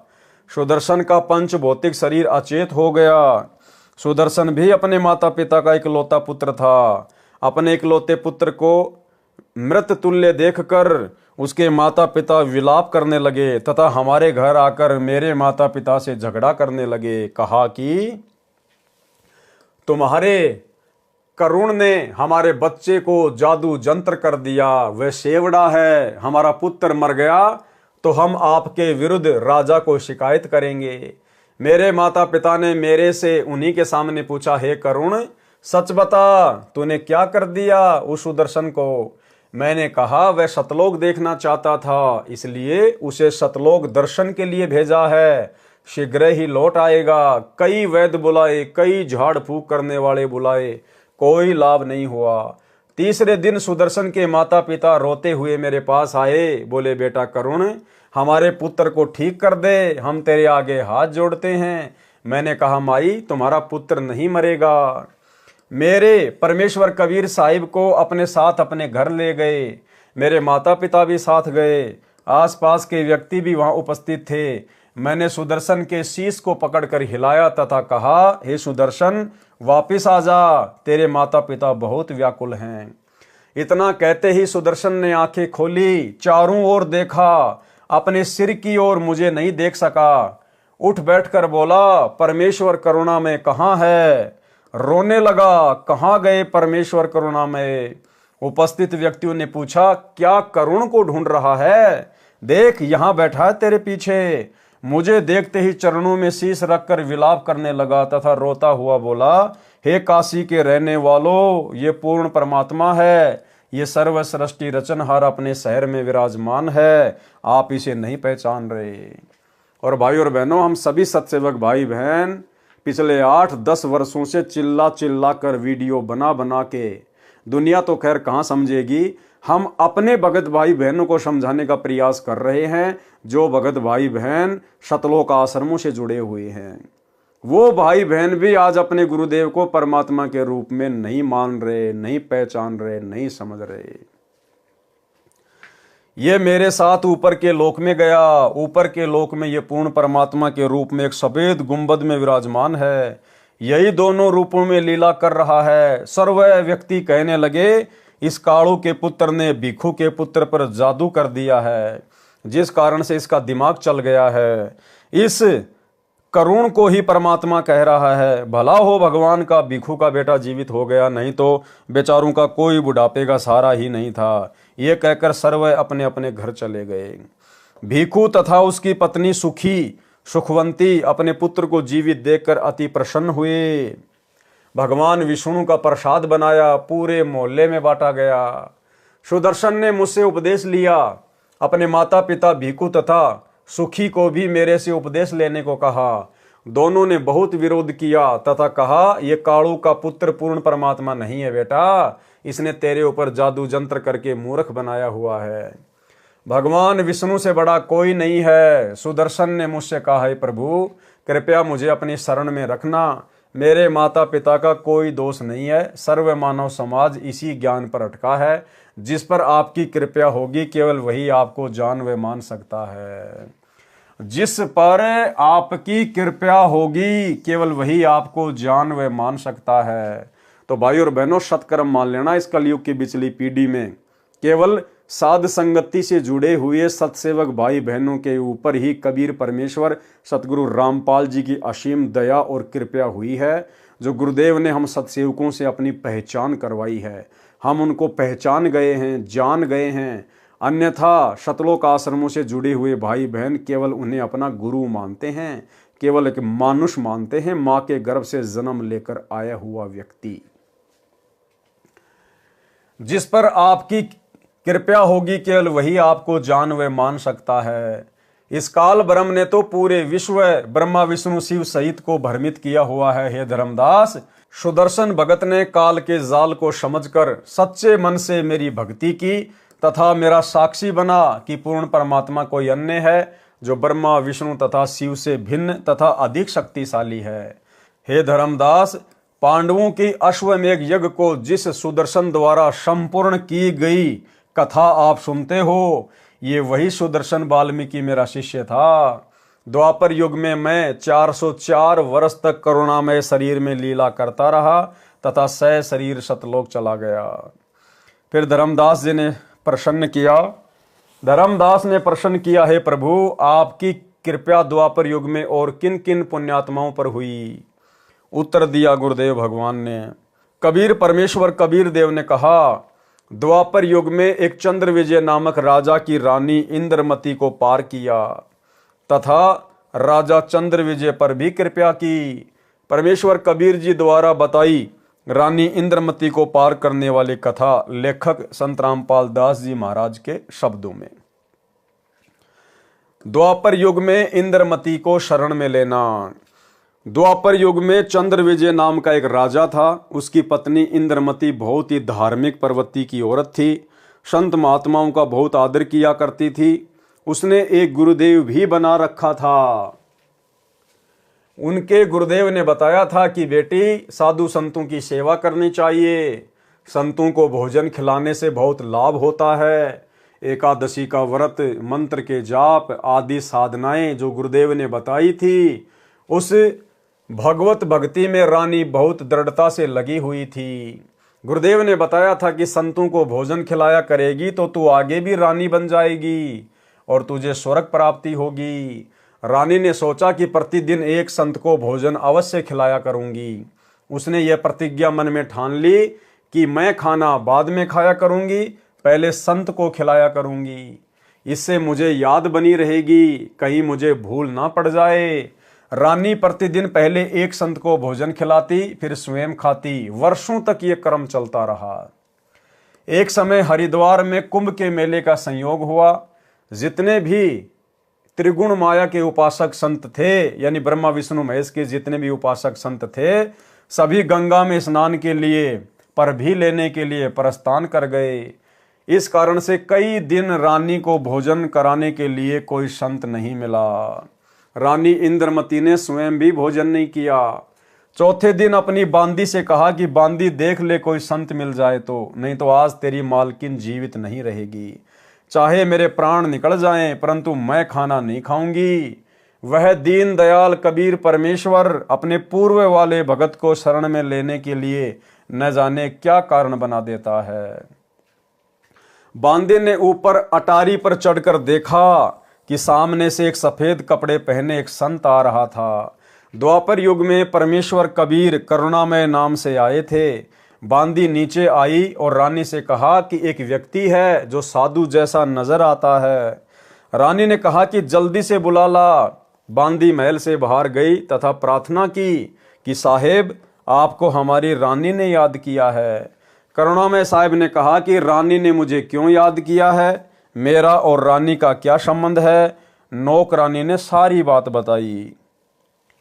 करुणामय कबीर साहिब ने कहा कि रानी को आवश्यकता पड़े तो यहाँ आ जाए, मैं यहाँ खड़ा हूँ। तू बांदी और वो रानी मैं वहां जाऊं और यदि वह कह दे कि तुझे किसने बुलाया था, या उसका राजा ही कुछ कह दे। बेटी, संतों का अनादर बहुत पापदायक होता है। बांदी फिर वापस आई और रानी से सब वार्ता कह सुनाई। तब रानी ने कहा कि बांदी, मेरा हाथ पकड़ और चल। जाते ही रानी ने दंडवत प्रणाम करके प्रार्थना की कि हे परवरदिगार, चाहती तो ये हूं कि आपको कंधे पर बैठा लूं। करुणामय साहिब ने कहा, बेटी, मैं यही देखना चाहता था कि तेरे में कोई श्रद्धा भी है या वैसे ही भूखी मर रही है। रानी ने अपने हाथों खाना बनाया। करुणामय रूप में आए कबीर देव ने कहा कि मैं खाना नहीं खाता, मेरा शरीर खाना खाने का नहीं है। तो रानी ने कहा कि मैं भी खाना नहीं खाऊंगी। करुणामय साहिब जी ने कहा कि ठीक है बेटी, लाओ खाना खाते हैं, क्योंकि समर्थ उसी को कहते हैं जो चाहे सो करे। करुणामय साहिब ने खाना खा लिया। फिर रानी ने पूछा कि जो ये तू साधना कर रही है, ये तेरे को किसने बताई है? रानी ने कहा कि मेरे गुरुदेव ने आदेश दिया है। कबीर साहिब ने पूछा, क्या आदेश दिया है तेरे गुरुदेव ने? इंद्रमती ने कहा कि विष्णु महेश की पूजा, एकादशी का व्रत, तीर्थ भ्रमण, देवी पूजा, श्राद्ध निकालना, मंदिर में जाना, संतों की सेवा करना।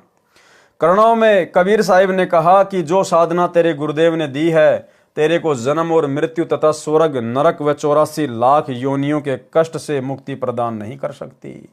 रानी ने कहा कि महाराज जी, जितने भी संत हैं अपनी अपनी प्रभुता आप ही बनाने आते हैं, मेरे गुरुदेव के बारे में कुछ नहीं कहोगे, मैं चाहे मुक्त हूं या ना हूं। करुणा में कबीर साहिब ने सोचा कि इस भोले जीव को कैसे समझाएं।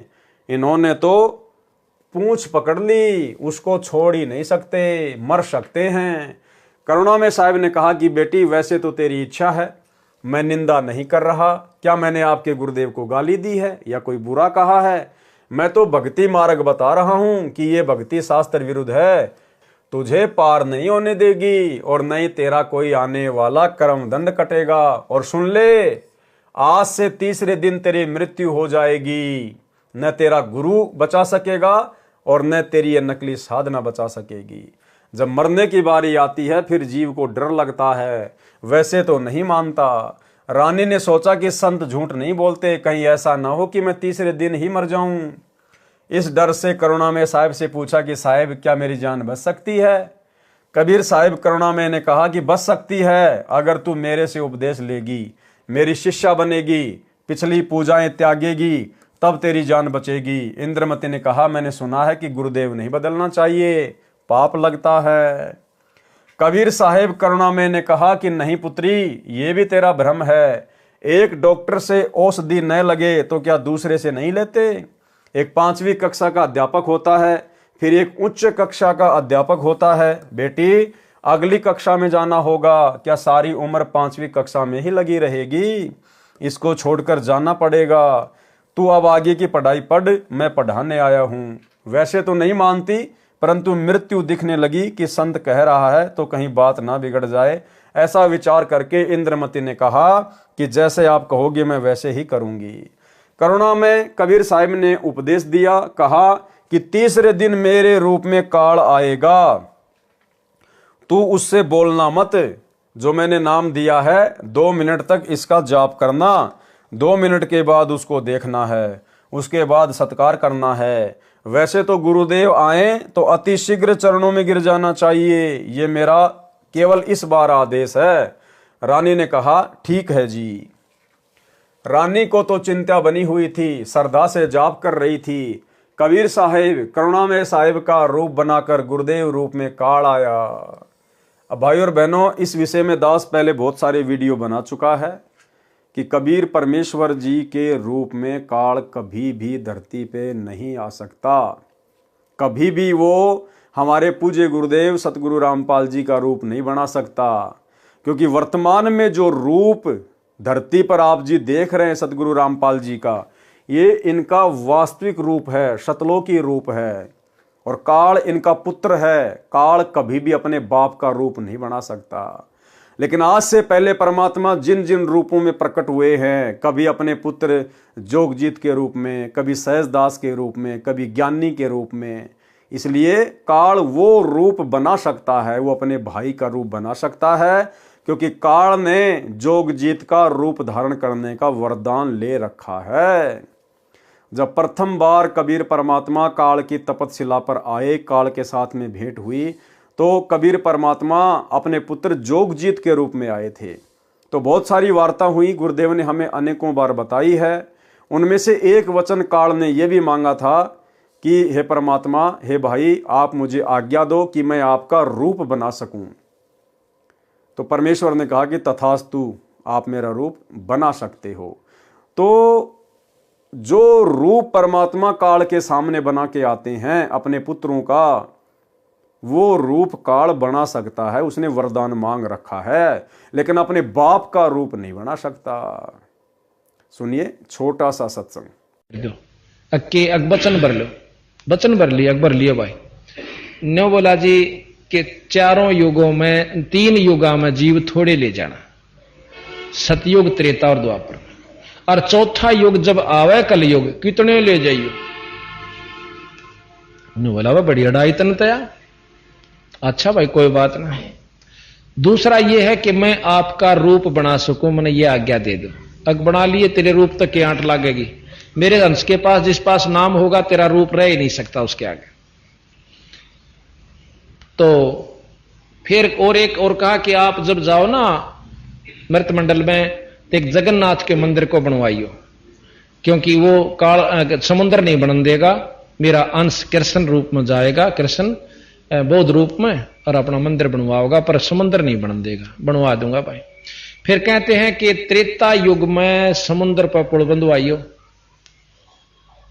अकाछे पंगे पाए रहते थे। तो भाई और बहनों, वीडियो आपने सुना। जिस समय द्वापर युग में परमात्मा ने रानी इंद्रमती को अपनी शरण में लिया था, जिस रूप में वो गए थे, उस समय भाई और बहनों परमात्मा का रूप काल ने नहीं बनाया था। केवल इंद्रमती को डरा धमकाकर अपनी शरण में लेने के लिए सारा खेल परमात्मा ने खेला था। आवाज लगाई इंद्रमती, इंद्रमती। उसको तो पहले ही डर था, सुमरण करती रही, काल की तरफ नहीं देखा। 2 मिनट के बाद जब देखा तो काल का स्वरूप बदल गया। काल का ज्यों का त्यों चेहरा दिखाई देने लगा। करुणा में साहिब का स्वरूप नहीं रहा। जब काल ने देखा कि तेरा तो स्वरूप ही बदल गया, वह जान गया कि इसके पास कोई शक्ति युक्त मंत्र है। ये कहकर चला गया कि तुझे फिर देखूंगा। अब तो बच गई। रानी बहुत खुश हुई, फूली नहीं समाई। कभी अपनी बांदियों को कहने लगी कि मेरी मृत्यु होनी थी, मेरे गुरुदेव ने मुझे बचा लिया। राजा के पास गई तथा कहा कि आज मेरी मृत्यु होनी थी, मेरे गुरुदेव ने रक्षा कर दी, मुझे लेने के लिए काल आया था। राजा ने कहा कि तू ऐसे ही ड्रामे करती रहती है, काल आता तो क्या तुझे छोड़ जाता? ये संत वैसे बहका देते हैं, अब इस बात को वह कैसे माने। खुशी खुशी में रानी लेट गई। कुछ देर के बाद सर्प बनकर काल फिर आया और रानी को डस लिया। जो ही सर्प ने डसा, रानी को पता चल गया। रानी जोर से चिल्लाई, मुझे सांप ने डस लिया। नौकर भागे। देखते देखते एक मोरी पानी निकालने का छोटा छिद्र में से वह सर्प घर से बाहर निकल गया। अपने गुरुदेव को पुकार कर रानी बेहोश हो गई। करुणा में कबीर साहिब वहां प्रकट हो गए। लोगों को दिखाने के लिए मंत्र बोला। वे तो बिना मंत्र भी जीवित कर सकते हैं, किसी जंत्र मंत्र की आवश्यकता नहीं है। इंद्रमती को जीवित कर दिया। रानी ने बड़ा शुक्र मनाया कि हे बंदी छोड़, यदि आज आपकी शरण में नहीं होती तो मेरी मृत्यु हो जाती। भाई और बहनों, इस घटना को जन्म देकर ऐसी लीला करके परमात्मा ने इंद्रमती को भक्ति मार्ग पर दृढ़ कर दिया। साहिब ने कहा कि इंद्रमती, इस काल को मैं तेरे घर में घुसने भी नहीं देता और यह तेरे ऊपर हमला भी नहीं करता, परंतु तुझे विश्वास नहीं होता। तू ये सोचती कि मेरे ऊपर कोई आपत्ति नहीं आनी थी, गुरुजी ने मुझे बहकाकर नाम दे दिया, इसलिए तेरे को थोड़ा सा झटका दिखाया है। क्या कह रहे परमात्मा? इसलिए तेरे को थोड़ा सा झटका दिखाया है। यानी परमेश्वर ने जानबूझकर काल का रूप बनाकर, सर्प का रूप बनाकर वो लीला की थी। नहीं तो बेटी तेरे को विश्वास नहीं होता। धर्मदास यहां घना अंधेरा, बिन परचे यानी शक्ति प्रदर्शन, जीव यम का चेहरा। तो परमेश्वर ने जानबूझकर शक्ति का प्रदर्शन किया था। अन्यथा अगर जोगजीत का भी रूप ये काल बनाएगा तो भाई और बहनों ये त्रिकुटी पे बनाएगा। त्रिकुटी से पहले ये कुछ नहीं करता, जीव को नहीं छेड़ता, ये त्रिकुटी पर रूप बनाएगा, वहां पे ठगेगा ये। कबीर साहिब करुणामय ने कहा कि अब जब मैं चाहूंगा तब तेरी मृत्यु होगी। गरीबदास जी कहते हैं कि गरीब काल डरे करतार से, जय जय जय जगदीश, जोरा जोरी झाड़ती पगरज डारे शीस। ये काल कबीर परमेश्वर से डरता है और ये मौत कबीर साहिब के जूते झाड़ती है, अर्थात नौकर तुल्य है। फिर उस धूल को अपने सिर पर लगाती है कि आप जिसको मारने का आदेश दोगे उसके पास जाऊंगी, नहीं मैं नहीं जाऊंगी। अब बताओ ये मौत कितनी डरती है और ये काल कितना डरता है परमात्मा से, फिर भला ये परमात्मा का रूप कैसे बना लेगा। इसलिए वर्तमान में सतगुरु रामपाल जी अपने वास्तविक सतलोकी रूप में हैं और इनका रूप भाई ये काल ना तो यहां बना सकता ना त्रिकुटी पे बना सकता। गरीब काल जो पीसना जोरा है पणिहार, ये दो असल मजूर हैं मेरे साहिब के दरबार। ये काल जो यहाँ का 21 ब्रह्मांड का भगवान ब्रह्म है, जो ब्रह्मा विष्णु महेश का पिता है, ये तो मेरे कबीर साहिब का आटा पीसता है। अब बताओ भगवान का आटा पीसने वाला कैसे भगवान का रूप बना लेगा। अर्थात पक्का नौकर है और जोरा यानी मौत मेरे कबीर साहिब का पानी भरती है, अर्थात एक विशेष नौकरानी है। ये दो असल मजूर मेरे साहिब के दरबार में हैं। कुछ दिनों के बाद करुणामय कबीर साहिब फिर आए, रानी इंद्रमती को शतनाम प्रदान किया।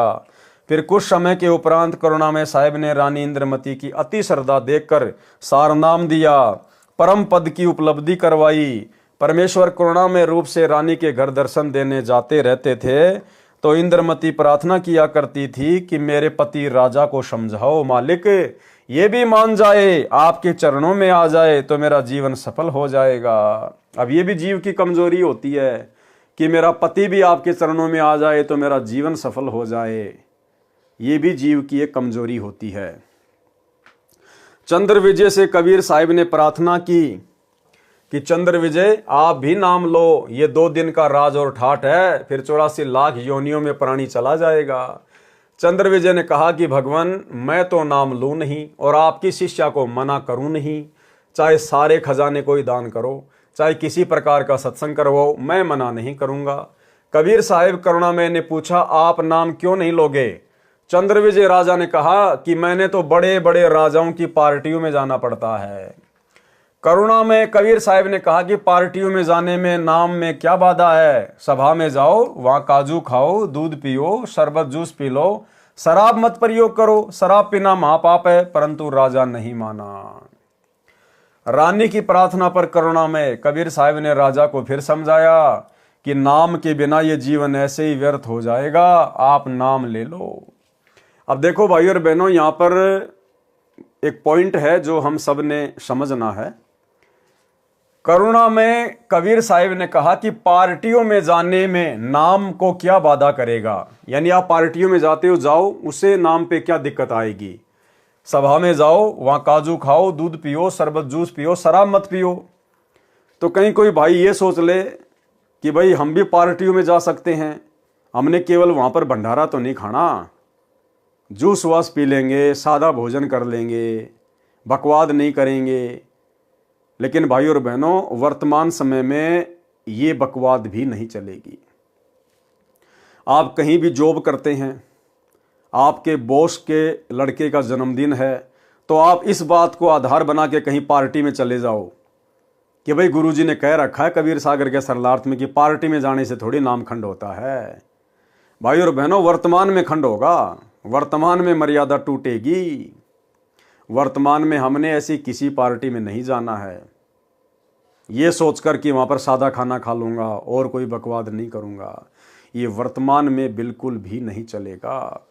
वर्तमान में यदि आप किसी जन्मदिन की पार्टी में जाओगे या अन्य किसी फंक्शन में जाओगे तो उस भीड़ में भीड़ करने के कारण आपका समर्थन हो गया, आपका सहयोग हो गया।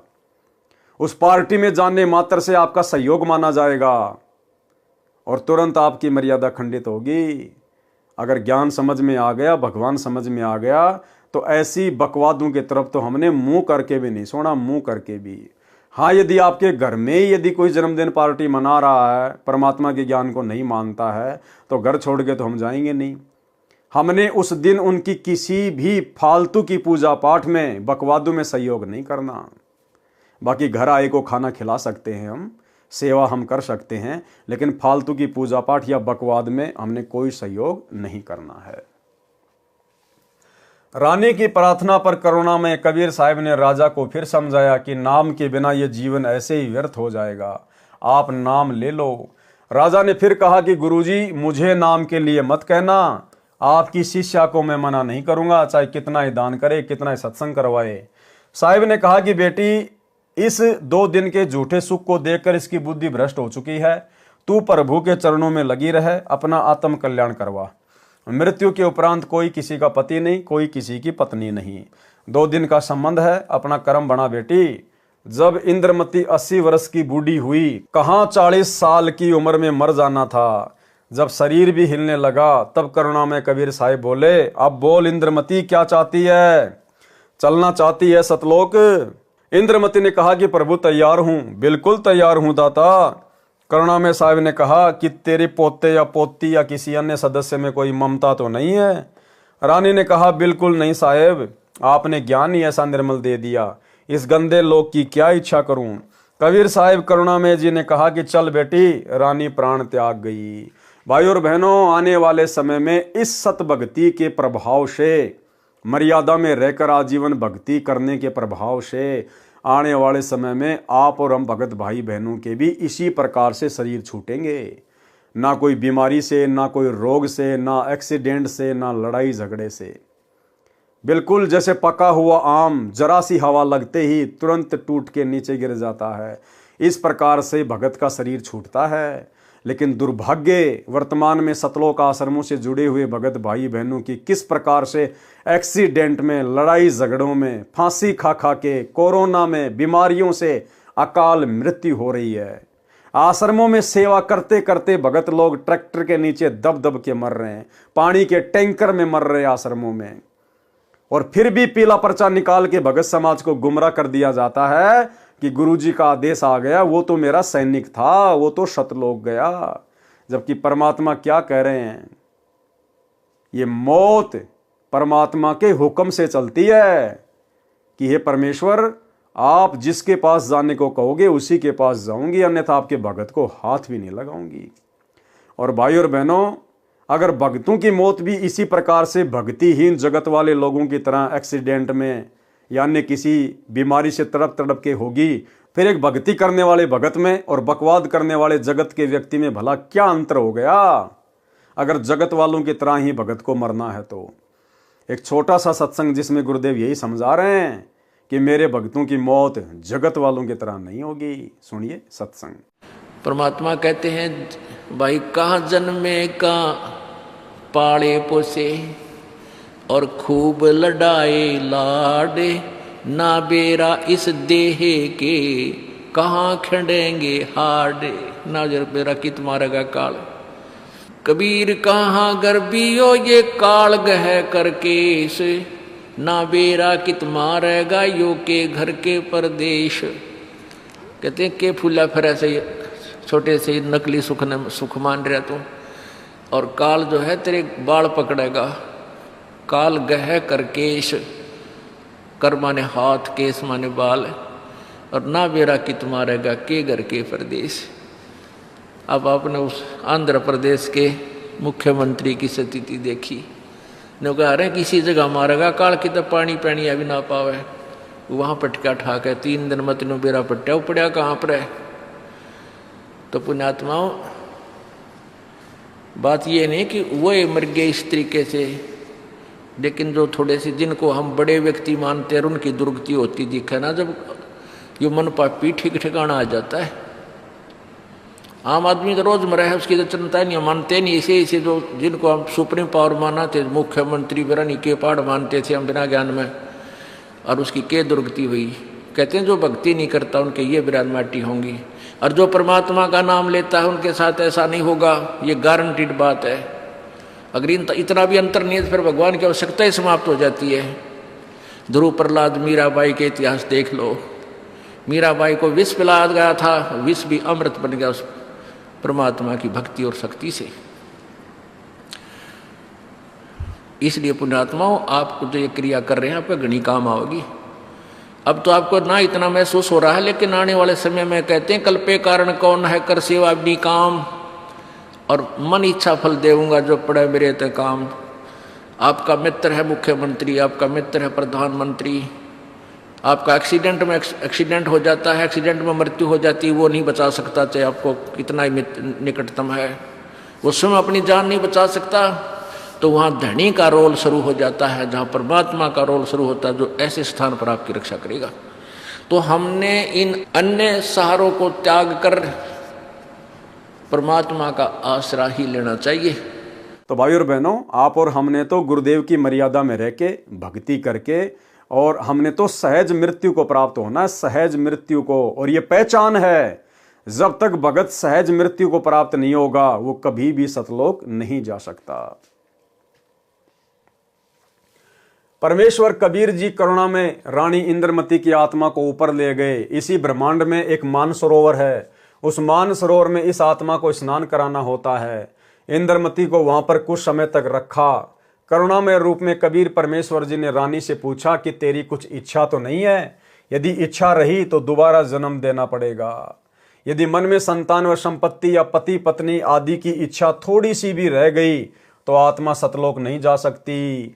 इंद्रमती ने कहा, साहेब आप तो अंतर्यामी हो, कोई इच्छा नहीं है, आपके चरणों की इच्छा है। केवल एक मन में शंका बनी हुई है कि मेरा जो पति था उसने मुझे किसी भी धार्मिक कर्म के लिए कभी मना नहीं किया, नहीं तो आजकल के पति अपनी पत्नियों को बाधा कर देते हैं।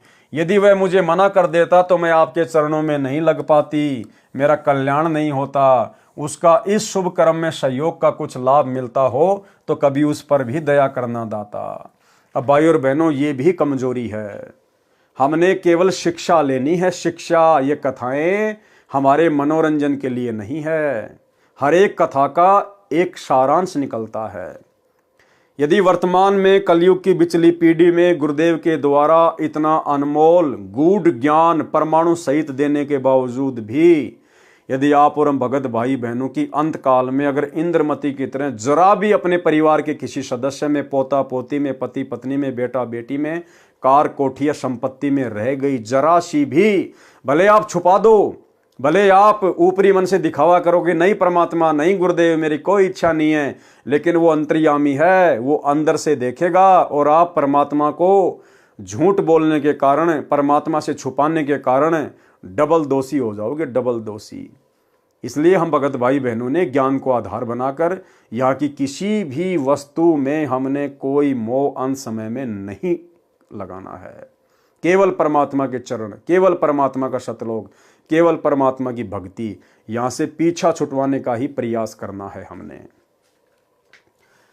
करुणामय जी ने देखा कि ये नादान इसके पीछे फिर अटक गई। साहेब बोले, ठीक है बेटी, अभी तू 2-4 वर्ष यहां रह। अब 2 वर्ष के बाद राजा भी मरने लगा, क्योंकि नाम ले नहीं रखा था। यम के दूत आए, राजा चौक में चक्कर खाकर गिर गया। यम के दूतों ने उसकी गर्दन को दबाया, राजा की टट्टी और पेशाब निकल गया। करुणा में कबीर परमेश्वर ने रानी को कहा कि देख तेरे राजा की क्या हालत हो रही है। वहां से कबीर परमेश्वर दिखा रहे हैं। तब रानी ने कहा कि देख लो दाता, यदि उसका भक्ति में सहयोग का कोई फल बनता हो तो दया कर लो। रानी को फिर भी थोड़ी सी ममता बनी थी। परमेश्वर कबीर करुणामय ने सोचा कि यह फिर कालजाल में फंसेगी। ये सोचकर मानसरोवर से वहां गए जहां राजा चंद्रविजय अपने महल में अचेत पड़ा था। यमदूत उसके प्राण निकाल रहे थे। कबीर परमेश्वर जी के आते ही यमदूत ऐसे आकाश में उड़ गए जैसे मुर्दे से गिद्ध उड़ जाते हैं। चंद्रविजय होश में आ गया। सामने करुणामय रूप में परमेश्वर कबीर जी खड़े थे। केवल चंद्रविजय को दिखाई दे रहे थे, किसी अन्य को दिखाई नहीं दे रहे थे।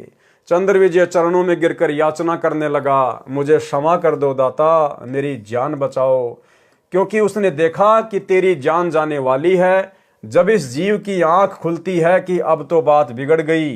राजा चंद्रविजय गिड़गिड़ाता हुआ बोला, मुझे क्षमा कर दो दाता, मेरी जान बचा लो मालिक।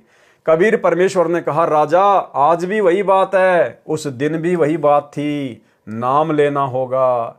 राजा ने कहा मैं नाम ले लूंगा जी, अभी ले लूंगा नाम। कबीर परमेश्वर ने नाम उपदेश दिया तथा कहा कि अब मैं तुझे 2 वर्ष की आयु दूंगा, यदि इसमें एक श्वास भी खाली चला गया तो फिर कर्म दंड रह जाएगा। कबीर जीवन तो थोड़ा ही भला, जय सत सुमरण होय, लाख बरस का जीवना लेख धरे न कोई। शुभ कर्म में सहयोग दिया हुआ पिछला कर्म और साथ में श्रद्धा से 2 वर्ष के सुमरण से तथा तीनों नाम प्राप्त करके कबीर साहिब चंद्र विजय को भी पार कर ले गए। बोलो सतगुरुदेव की जय। फिर धर्मदास जी ने प्रश्न किया। धर्मदास जी ने कहा, हे कबीर परमेश्वर, हमारे को तो ब्राह्मणों विद्वानों ने यही बताया था कि पांडवों की अश्वमेघ यज्ञ को श्री कृष्ण भगत सुदर्शन सुपच ने सफल की थी तथा भगवान कृष्ण जी ने गीता में कहा कि अर्जुन युद्ध कर, तुझे कोई पाप नहीं लगेगा। ये सर्व योद्धा मेरे द्वारा पहले से मार दिए गए हैं, तू निमित्त मात्र बन जा।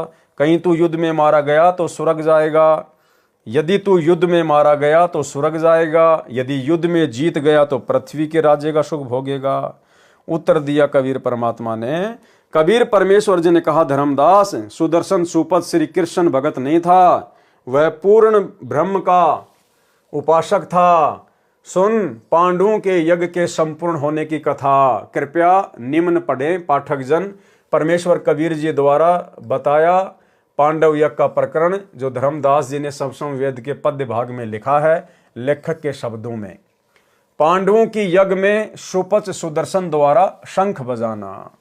अब भाइयों और बहनों, आज के वीडियो में हम केवल इतना ही लेंगे। कल रात्रि 8 बजे हम इस कथा को पांडवों के अश्वमेघ यज्ञ में सुपच सुदर्शन के रूप में, यानी अपने भगत के रूप में कबीर परमात्मा के द्वारा जाकर उनकी यज्ञ को सफल करना, इस प्रकरण को हम कल रात्रि 8 बजे लेंगे। तो आज के वीडियो में केवल इतना ही। कल रात्रि सभी भाई बहन फिर से लाइव जुड़िए। तब तक गुरुदेव भगवान हम सबको आज्ञा दें, इजाज़त दें, आशीर्वाद दें। बंदी छोड़ सतगुरु रामपाल जी भगवान की जय हो।